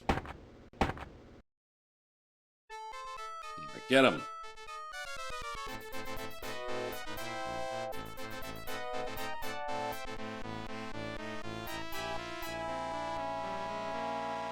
Whoa. Did he get away? I think he got away. Dr. Watson. Oh, no, he didn't. Lestrade is holding Blackwood at Bow Street on the charge of selling stolen property. While he is interested in how Sarah Carraway's jewelry came into Blackwood's possession, he's not convinced that there are grounds to issue a formal charge of murder yet. Sherlock. The man is a stupid and lazy cur, Watson. I swear he will drive me to distraction.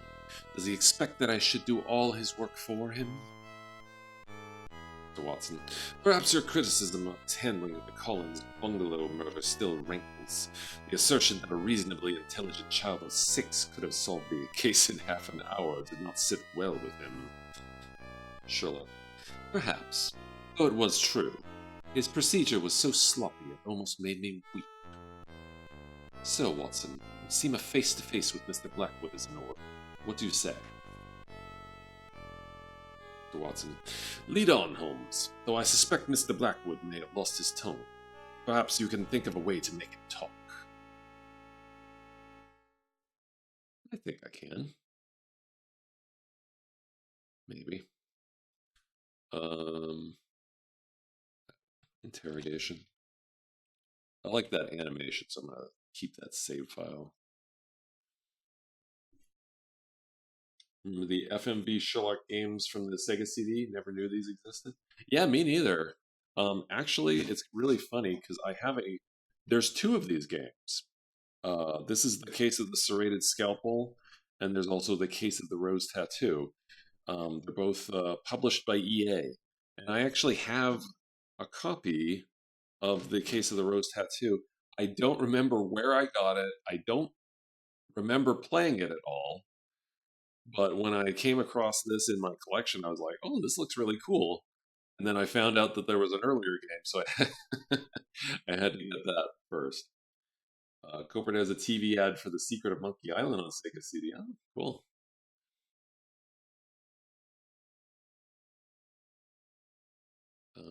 Let's talk to Watson, I guess. Nope, nothing there. All right. I still have the wet rag. That's funny. And the hammer. And I was like, the game is so big it can only be put on CD.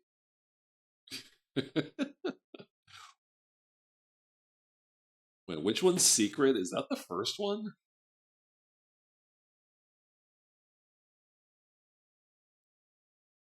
I don't need to do any analysis, so I guess I should go straight to Scotland Yard. The first one? Did they add anything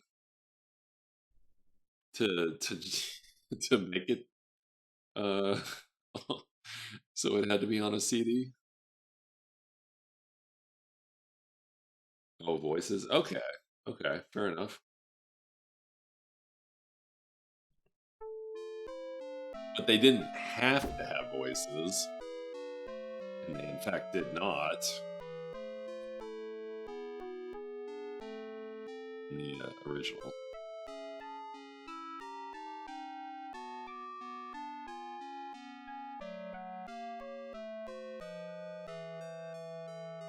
I wonder how much more of this game there is. You know what? I'm feeling very confident that you actually don't need to do the darts game, because I think the bartender was going to tell me about Blackwood for the darts game, but instead I found out about Blackwood solving a little puzzle.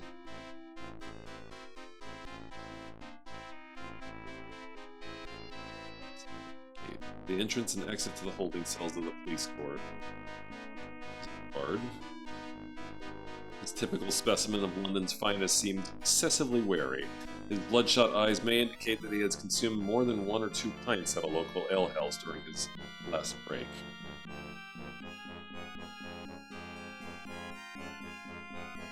Holding cells for those awaiting an appearance before the magistrate.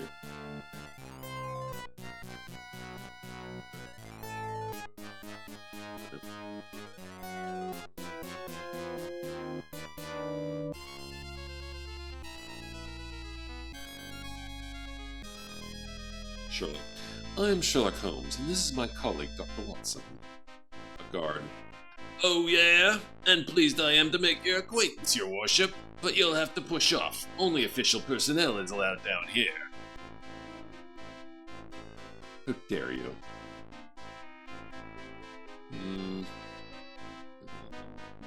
Sherlock. It is urgent that I speak with Inspector Gregson immediately. A guard. Then hike off to Scotland Yard urgently. I've never seen Gregson in Bow Street for all the 17 years I've worked here. feel like I'm gonna need some official documentation, which is kind of annoying. I tend to send you off in this game on these little busy work side quests. I don't know why the police can't just, like, all be on board here. Sherlock, I tried to speak with one of the prisoners being held at Bow Street Police Court. Sergeant Duncan, and Hastings won't let you in. Say no more, Mr. Holmes. That one takes his duties a bit too serious, to my way of thinking. I believe he'd pull his cosh on the Queen herself if she came in without a pass. Here you are. This should satisfy him.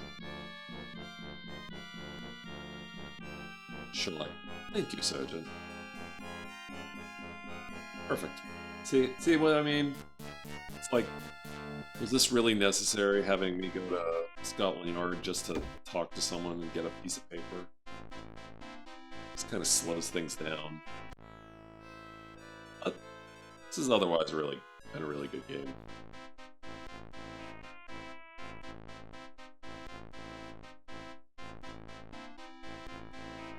Look at it real quick. Allow the bearer of this pass access and freedom to question any and all prisoners being held at the Bow Street Police Court. Signed, Sergeant Jeremy Duncan, Officer of the Day. I can talk to all the prisoners. Guard. Very good, Mr. Holmes. You and Dr. Watson, something. Right. Let's take a look at this fellow. Though of medium build, Blackwood looks small in his solitary cell. His hair is disheveled. His hooded eyes have disappeared beneath a furrowed brow. Large drops of sweat dot his forehead, notwithstanding the fact that the room temperature is slightly lower than a meat locker.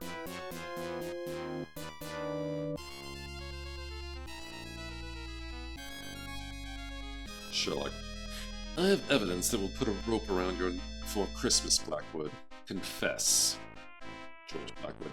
Your reputation for subtlety is undeserved, Mr. Holmes. You can hardly threaten a man who is about to die. Never mind. The threat is bogus in any case. I've only been charged with stolen property. Sherlock. The stolen property charge is a temporary expedient, Mr. Blackwood. Soon you'll be indicted for murder in the first degree.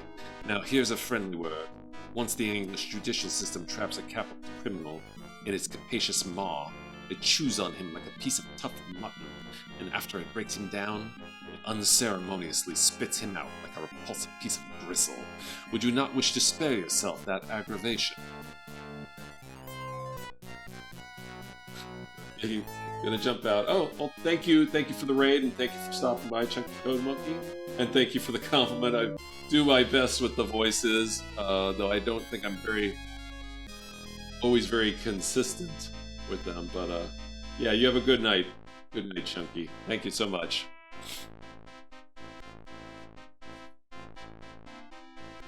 Sherlock. Mr. Blackwood, your situation is precarious, to put it mildly. Do you have anything to say to mitigate your crime? Anything that might save you from the hangman? George Blackwood. Mr. Holmes, it was an accident, I swear. I didn't mean to kill that girl. I was hired to find a letter that she was supposed to be holding. Sherlock. What was in this letter? George Blackwood. Haven't the foggiest. I never found it. I searched her digs and her dressing room and came up empty, so I held her up outside the theater, figuring she had it on her. Sherlock. Blackwood, you murdered the woman. Why, if you merely wanted to rob her? George Blackwood. I'm getting to that. She panicked, see? And I got overexcited. I sliced her to make her stop screaming, but it's my training, understand? I went for the carotid artery. She was dead in seconds. Then I tried to make it look like the Ripper done it. Cut her up and took her jewelry. Sherlock. So that the job wasn't a total loss. What a sordid story. A simple robbery turns into the heinous murderer of a young woman. What could be worse? George Blackwood. Since you asked, it turns out that Sarah Caraway was the wrong girl. She's a redhead, you see. I was supposed to be looking for her sister, Anna Caraway, who's a blonde. It's Anna who supposedly has the letter. Sherlock. How did you discover your error? George Blackwood. Party that hired me. Old gent, very high tone, if you know what I mean. He became very agitated when I described Sarah, and after I told him she didn't have the letter and that she was deceased, he yells, "Sarah!" Says he, "You idiot, it's Miss Anna Carraway who has the letter."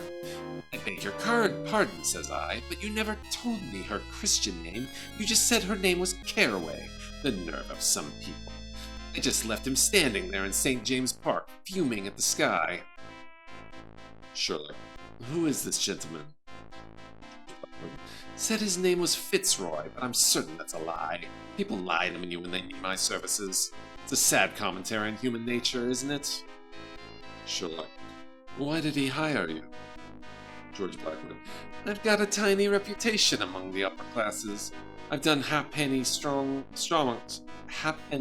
arm stuff, touch of blackmail, and the odd bit of dealing goods without the benefit of sales receipts, but I never killed, until now. It was an accident, I swear. Sherlock, swear no more, Mr. Blackwood. Let the facts tell the tale.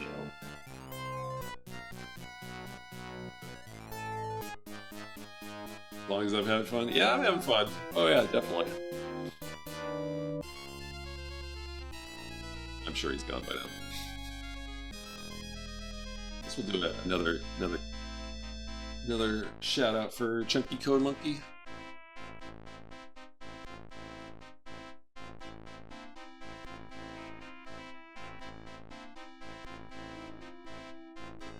Okay. Sherlock, it would seem, Mr. Blackwood, that you recovered the letter you were hired for after all. George Blackwood, what do you mean by that, Mr. Holmes? Sherlock, Anna had given the letter to Sarah for safekeeping. It was hidden in the pendant you took from her the night you murdered her. Now, if you expect any leniency at all, you will reveal the whereabouts of your fence. George Blackwood, ironic, isn't it, Holmes? I do my job and get the rope for it. Well, it won't do me any good where I'm going. Talk to a party named of Jameson. He has a pawn shop on the other side of the river. A perfect front for his line of work. He and I have had a few business dealings over the years. He's a clever brute and pretty well connected.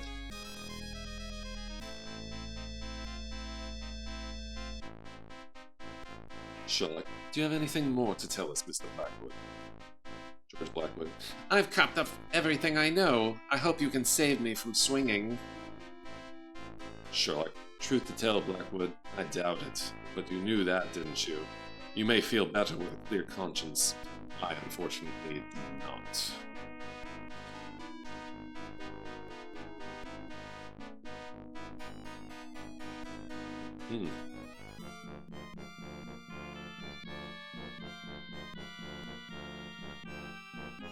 Oh, you had a charity goal. Very, very nice.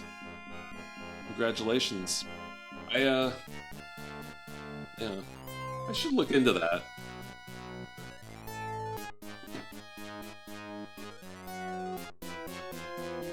Let's see here. Okay. Sherlock, what dismal accommodations the Crown provides for miscreants, Watson? Watson, aye, but no worse than they deserve, Holmes, I'm sure.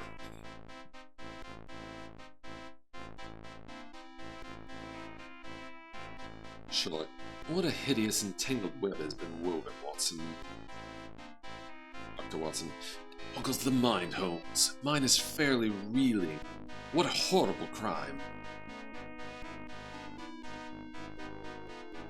Sherlock, is there anything else that occurs to you, Watson? Dr. Watson, no, I regret, Holmes.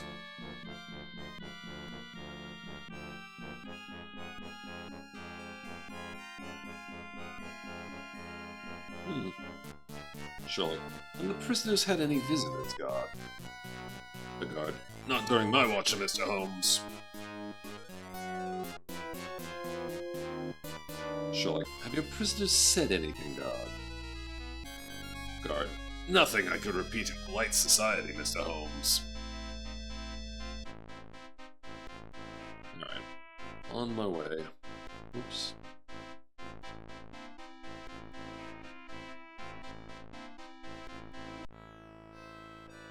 Alright.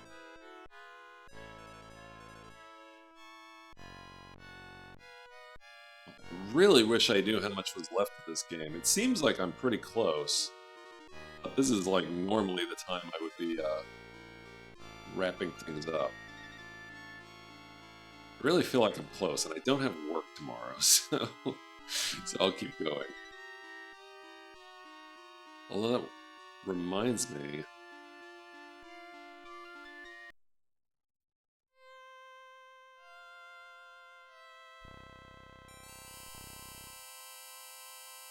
Hey Sakura, do you happen to know if Bloody Cactus has been on yet? I don't see him live right now. Was he already on?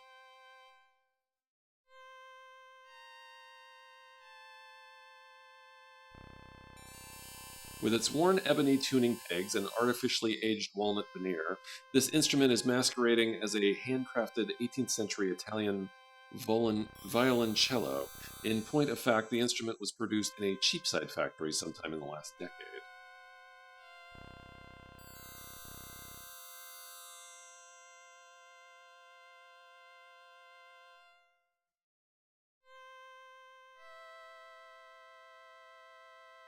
This large snare drum purports to be a replica of the type used by John Philip Sousa's U.S. Marine Band. A stunning green safety bicycle, manufactured at the James Starley Works in Coventry, smartly equipped with the revolutionary Dunlop pneumatic tires, it promises to make all other types of velocipedes obsolete. Velocipede. I love this weighted language. A charming papier-mâché figure fitted with a painted china head. The doll wears the traditional cap of a Dutch dairymaid. The shop's glass-covered display counter holds coins, rings, pendants, bracelets, freestanding gems, and other easily concealable portable items. See, they just have so much, provided so much description to things that just didn't need descriptions. This is the Thomas A. Edison model, popular in the previous decade. This machine plays only tinfoil records, which have recently been eclipsed by the Berliner grooved discs. This different? Nope. Same kind of doll. A small oil lamp, suitable as a reading or nightlight. Its base is made of Delft china in the typical blue and white floral pattern.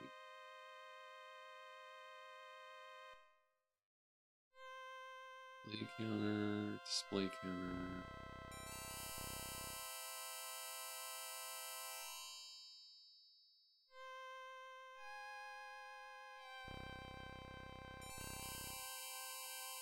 Alright, owner Nigel Jameson.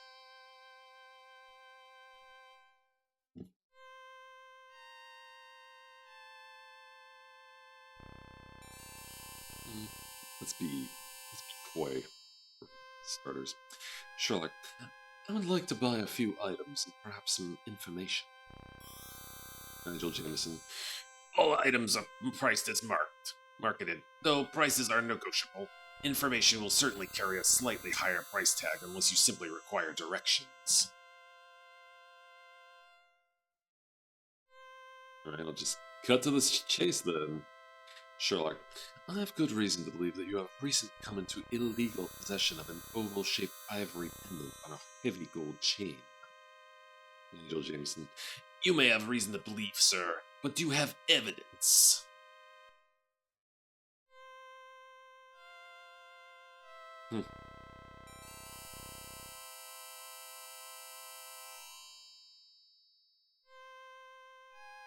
Yeah, I mean, I saw him. Sherlock, indeed I do. I saw you at the Surrey commercial docks receiving the pendant from George Blackwood. Nigel Jameson, I doubt that. If you have no business to conduct, don't let me detain you.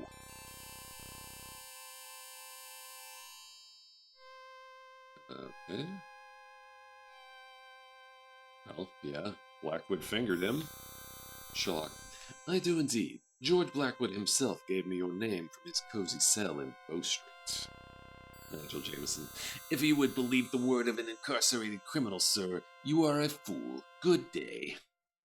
Okay, this guy's gonna be difficult, huh? Guess we'll try all the dialogue options. Sherlock, I do not believe that I would have much difficulty in convincing the police that you are an accessory after the fact to the murder of the young woman whose pendant you received. Nigel Jameson. Murder? Now let's not be hasty. I recall the pendant. I didn't know it was stolen.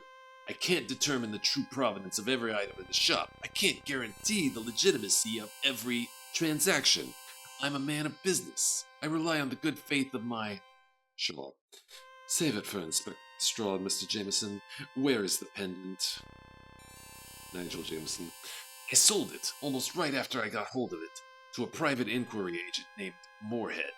He knows me. Knows I deal with a certain class of goods, if you take my meaning. He keeps an office in the city. You could find him over there, I suppose. That's all I know of him. Sure. Has anybody else approached you about the pendant? I remind you to be frank with me. Nigel Jameson. Now that you mention it, yes. Shortly after I sold the pendant to Moorhead, one of my regular clients came looking for a pendant. We used different means than you. He persuaded me to tell him to whom I had sold it. Sherlock. What is this so-called client's name? Nigel Jameson. Hunt. Robert Hunt. Sherlock. What do you know about him? Nigel Jameson. As little as possible, if you take my meaning. He is what's known in my business as rough trade. Okay. Be some more murderers soon.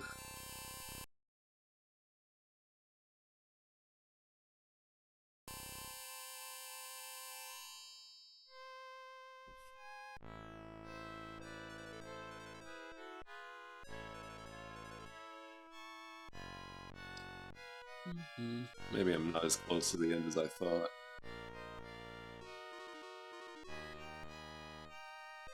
There we are. Got private pics here.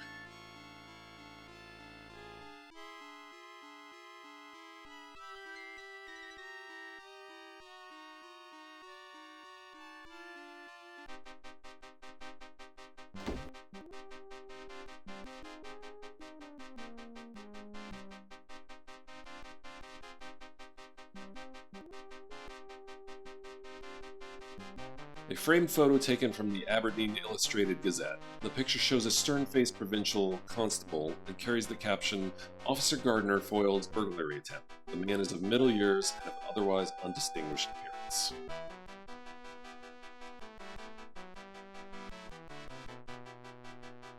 Old typewriter. Is it an old typewriter? We're in an old time. Philo Remington's name is written across the top of this old typewriting machine. Presumably it was once a useful office tool, but now that many of its keys are broken and there is no ink ribbon in evidence, it is no more than a very heavy paperweight. Perhaps it possesses sentimental value. Cluttered with secretarial paraphernalia, the desk supports writing pads, sheets of paper, ink blotter, letter opener, paper clips, nail file, cheap novels, and a selection of teacups. Everything is piled precariously enough to court disaster. It invites the impression that very little work is done here. A conventional portrait of Queen Victoria, enthroned in costume in her imperial regalia. Such a picture is often thought to lend an aura of solidity and respectability to an otherwise tawdry commercial enterprise.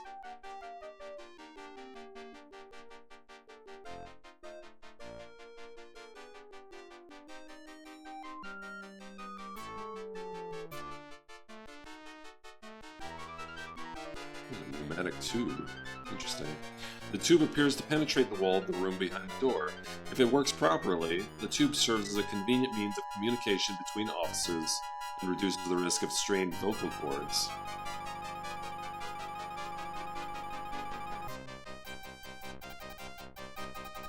A meticulously dressed young woman. She is concentrating on her work in a manner that a potential client might consider rude. She is trying to tidy the desk, which is almost beyond help.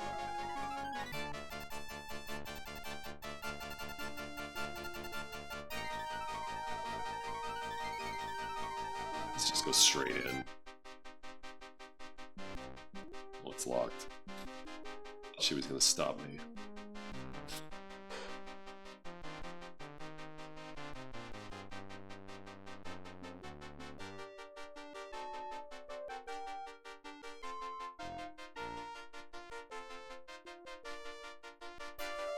Sherlock. My name is Sherlock Holmes, and this is my colleague, Dr. Watson. We wish to speak with one of the principals, preferably Mr. Moorhead. Violet. I'm Violet Granger, confidential assistant to the gentleman. Mr. Moorhead, there's a Mr. Sherlock Holmes here to see you. Mr. Moorhead, hello?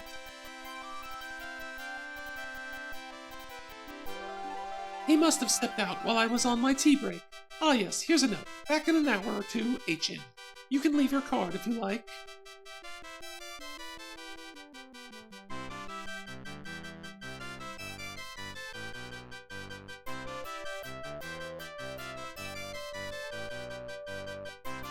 Sherlock. Might we speak to Mr. Gardner? Violet. No, Mr. Gardner hasn't been in today, which is most aggravating if you'd like to know. Sherlock. Why are you perturbed with Mr. Gardner, if I may ask? Violet. Because I'm bursting with curiosity, that's why. A client, who must remain nameless, you understand, summoned him to a midnight rendezvous at the zoo in Regent's Park. I saw the telegram. There was some nonsense about bringing her jewelry, but I know what she was about, and so did Mr. Gardner. He left here with a smile on his face. Mr. Moorhead and I had quite a laugh about it. Mr. Gardner's a bachelor, you know. He has... Sherlock. Was that client Miss Anna Carraway? But however, did you know that? Sherlock Holmes, that's how. Sherlock. Miss Granger, we are assisting the police in an investigation of a criminal matter. May we examine Mr. Moorhead's office? Violet. Certainly not. Even if I could give you my permission, you couldn't get in. Mr. Moorhead always locks the door when he leaves, and he says you couldn't break into that office with a hammer. We could try. I have a hammer.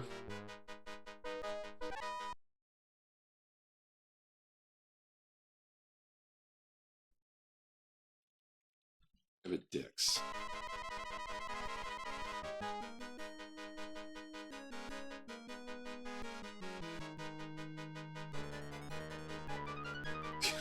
They won't even let me do it. They're disappointing. Maybe I could like pick the lock. No. I wonder if there's something I can do with the pneumatic tube. Yeah. She said yeah, I was like, well, she said it's impossible. Might as well not even try. Well...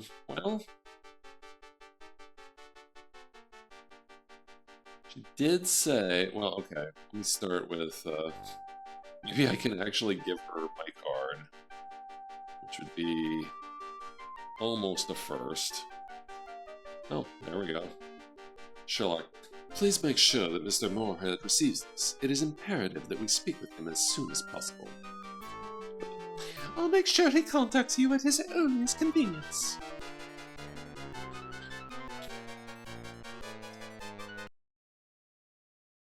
There's only one other time that someone actually took a card. That was, like, mandatory. So... It said something about a zoo. Maybe if I went to the zoo... I don't see it. Oh, there it is. Okay, there we go. Going to the zoo! The taxidermist is kind of disturbingly close to the zoo. Oh, is there going to be a murder?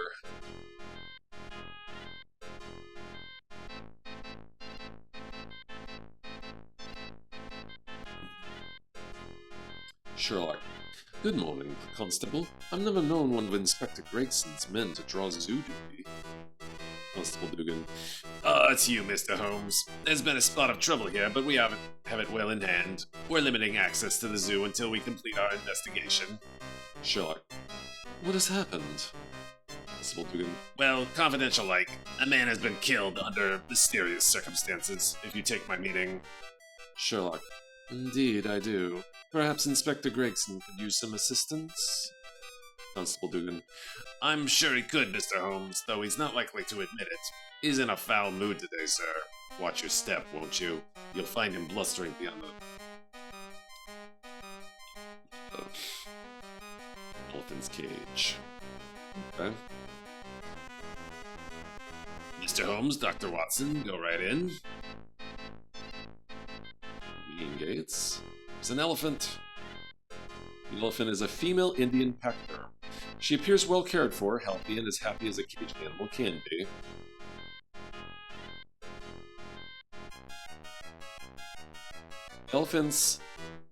The elephants is named Chloe. She's 32 years old and has resided in the Regent's Park Zoo since she was an adolescent. The zoo administrative offices. To the lion's cage. Are there actually multiple ways to go in this zoo? Okay, that was out.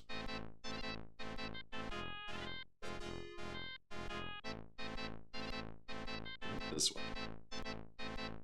Oh, it's a lion. Felix, the famous lion of Regent's Park, captured as an infant in British East Africa, he has lived his entire adult life in London. His prolific offspring populate the zoos of Western Europe and the United States. Whoa. Whoa. Oh, what is this? A small shiny object reflects the morning sunlight. It appears to be partially covered with mud. It is not possible from this distance to identify the object, or to even speculate about its actual size. Well, I should just hop in there and get that. Come on, Holmes. Don't be a wimp. The lion enjoys a small variety of terrain in his captive world. Since the heavy clay in the pit, the cage shows no footprints. No footprints, food, or body wastes. Either he never ventures down there, or the area has been very recently cleaned and raked. Water. Water in the pit is collected rainwater. It's murky and odd bits of debris float on it.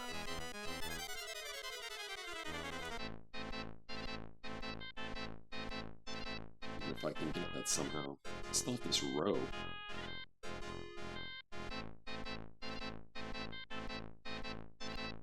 I wonder if I could,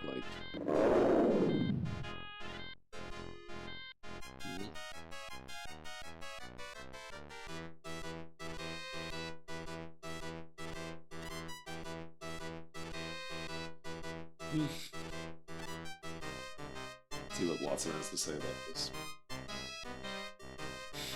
Sherlock. The noble beast at rest, eh, Watson? Dr. Watson. I'm told that such an animal is at rest no less than 22 hours of every day. Sherlock. Well, his present kingdom is pathetically small. There is not much in his surroundings to command his attention. Dr. Watson.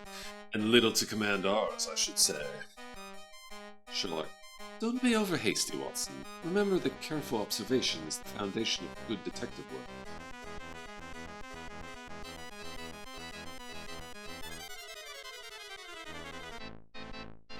Sherlock. Do you see that glittering object, Watson? What do you suppose it is? Dr. Watson. A piece of quartzite or some foil? Even if it's a gold sovereign, Holmes, a lion is welcome to it.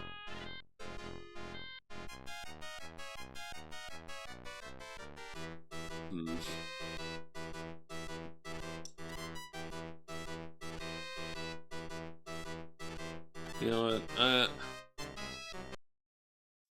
I don't think I'm quite that close to the end, unfortunately. So I think maybe I will wrap up, unfortunately. But I think this will only have one more session to go to finish this story up. We will quit. And let's turn back on the MIDI player.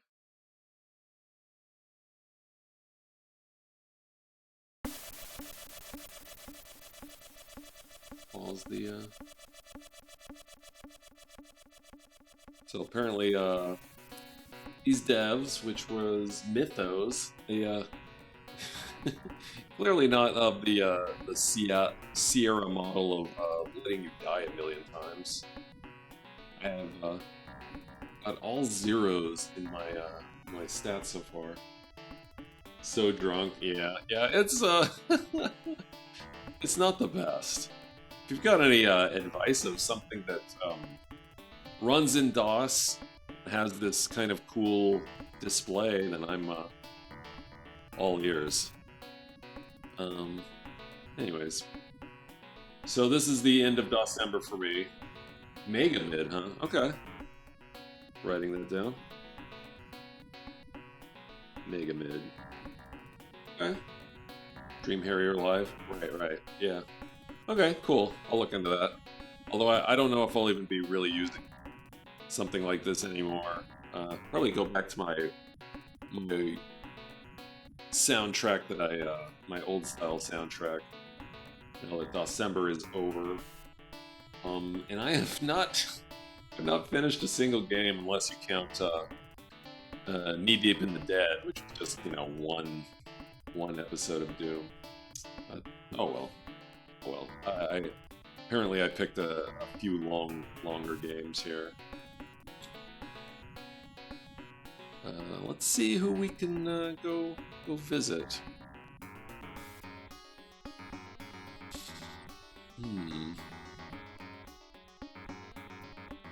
See some people doing some other point and clicks.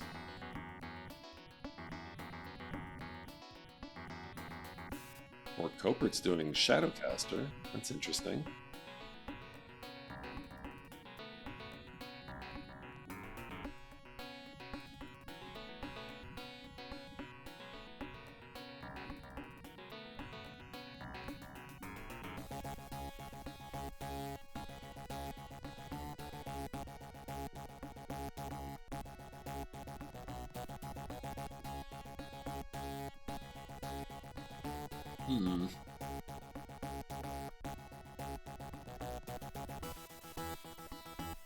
There's no obvious choice. For me, at least.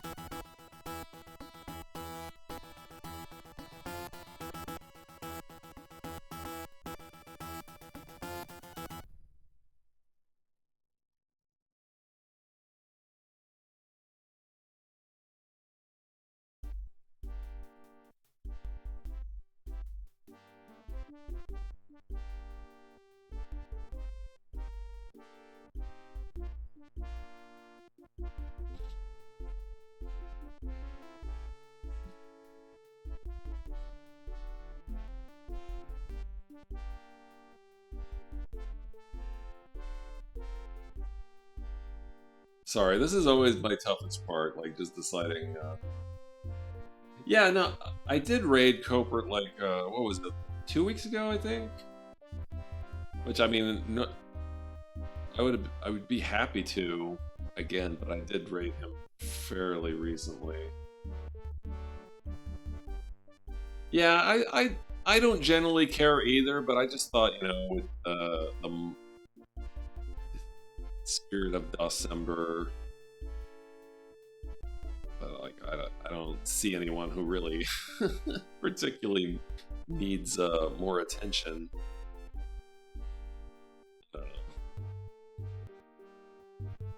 Okay, maybe I'll try this guy. 90s Craig. I don't think I've even seen any of his stuff before.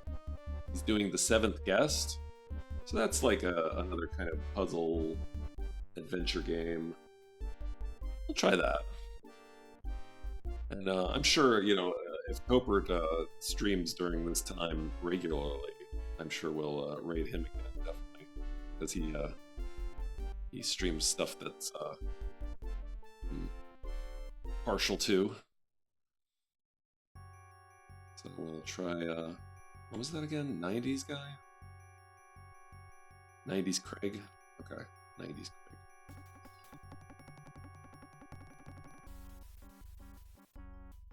Oh yeah, it's awesome. Okay, cool, cool. Good to hear. Oh, thank you so much. Yeah, I'll see you later, Sakura. Probably tomorrow in your stream. All right. Well, we're ready to raid now. Thank you so much for everyone keeping me company. To all the lurkers as well. Special thanks again to Chunky Code Monkey for the raid. And yeah, you have a good night too, Kekos. Everyone, have a good night. Happy December. Which is unfortunately wrapping up, but as you can see from my schedule, I'm continuing the December games that I had started next week on my normal schedule. I never quite got around to doing Heroes of the Lance, but it will happen. It will happen in the near future. All right. So with that taken care of, yeah. Once again, good night, and I'll see you next time.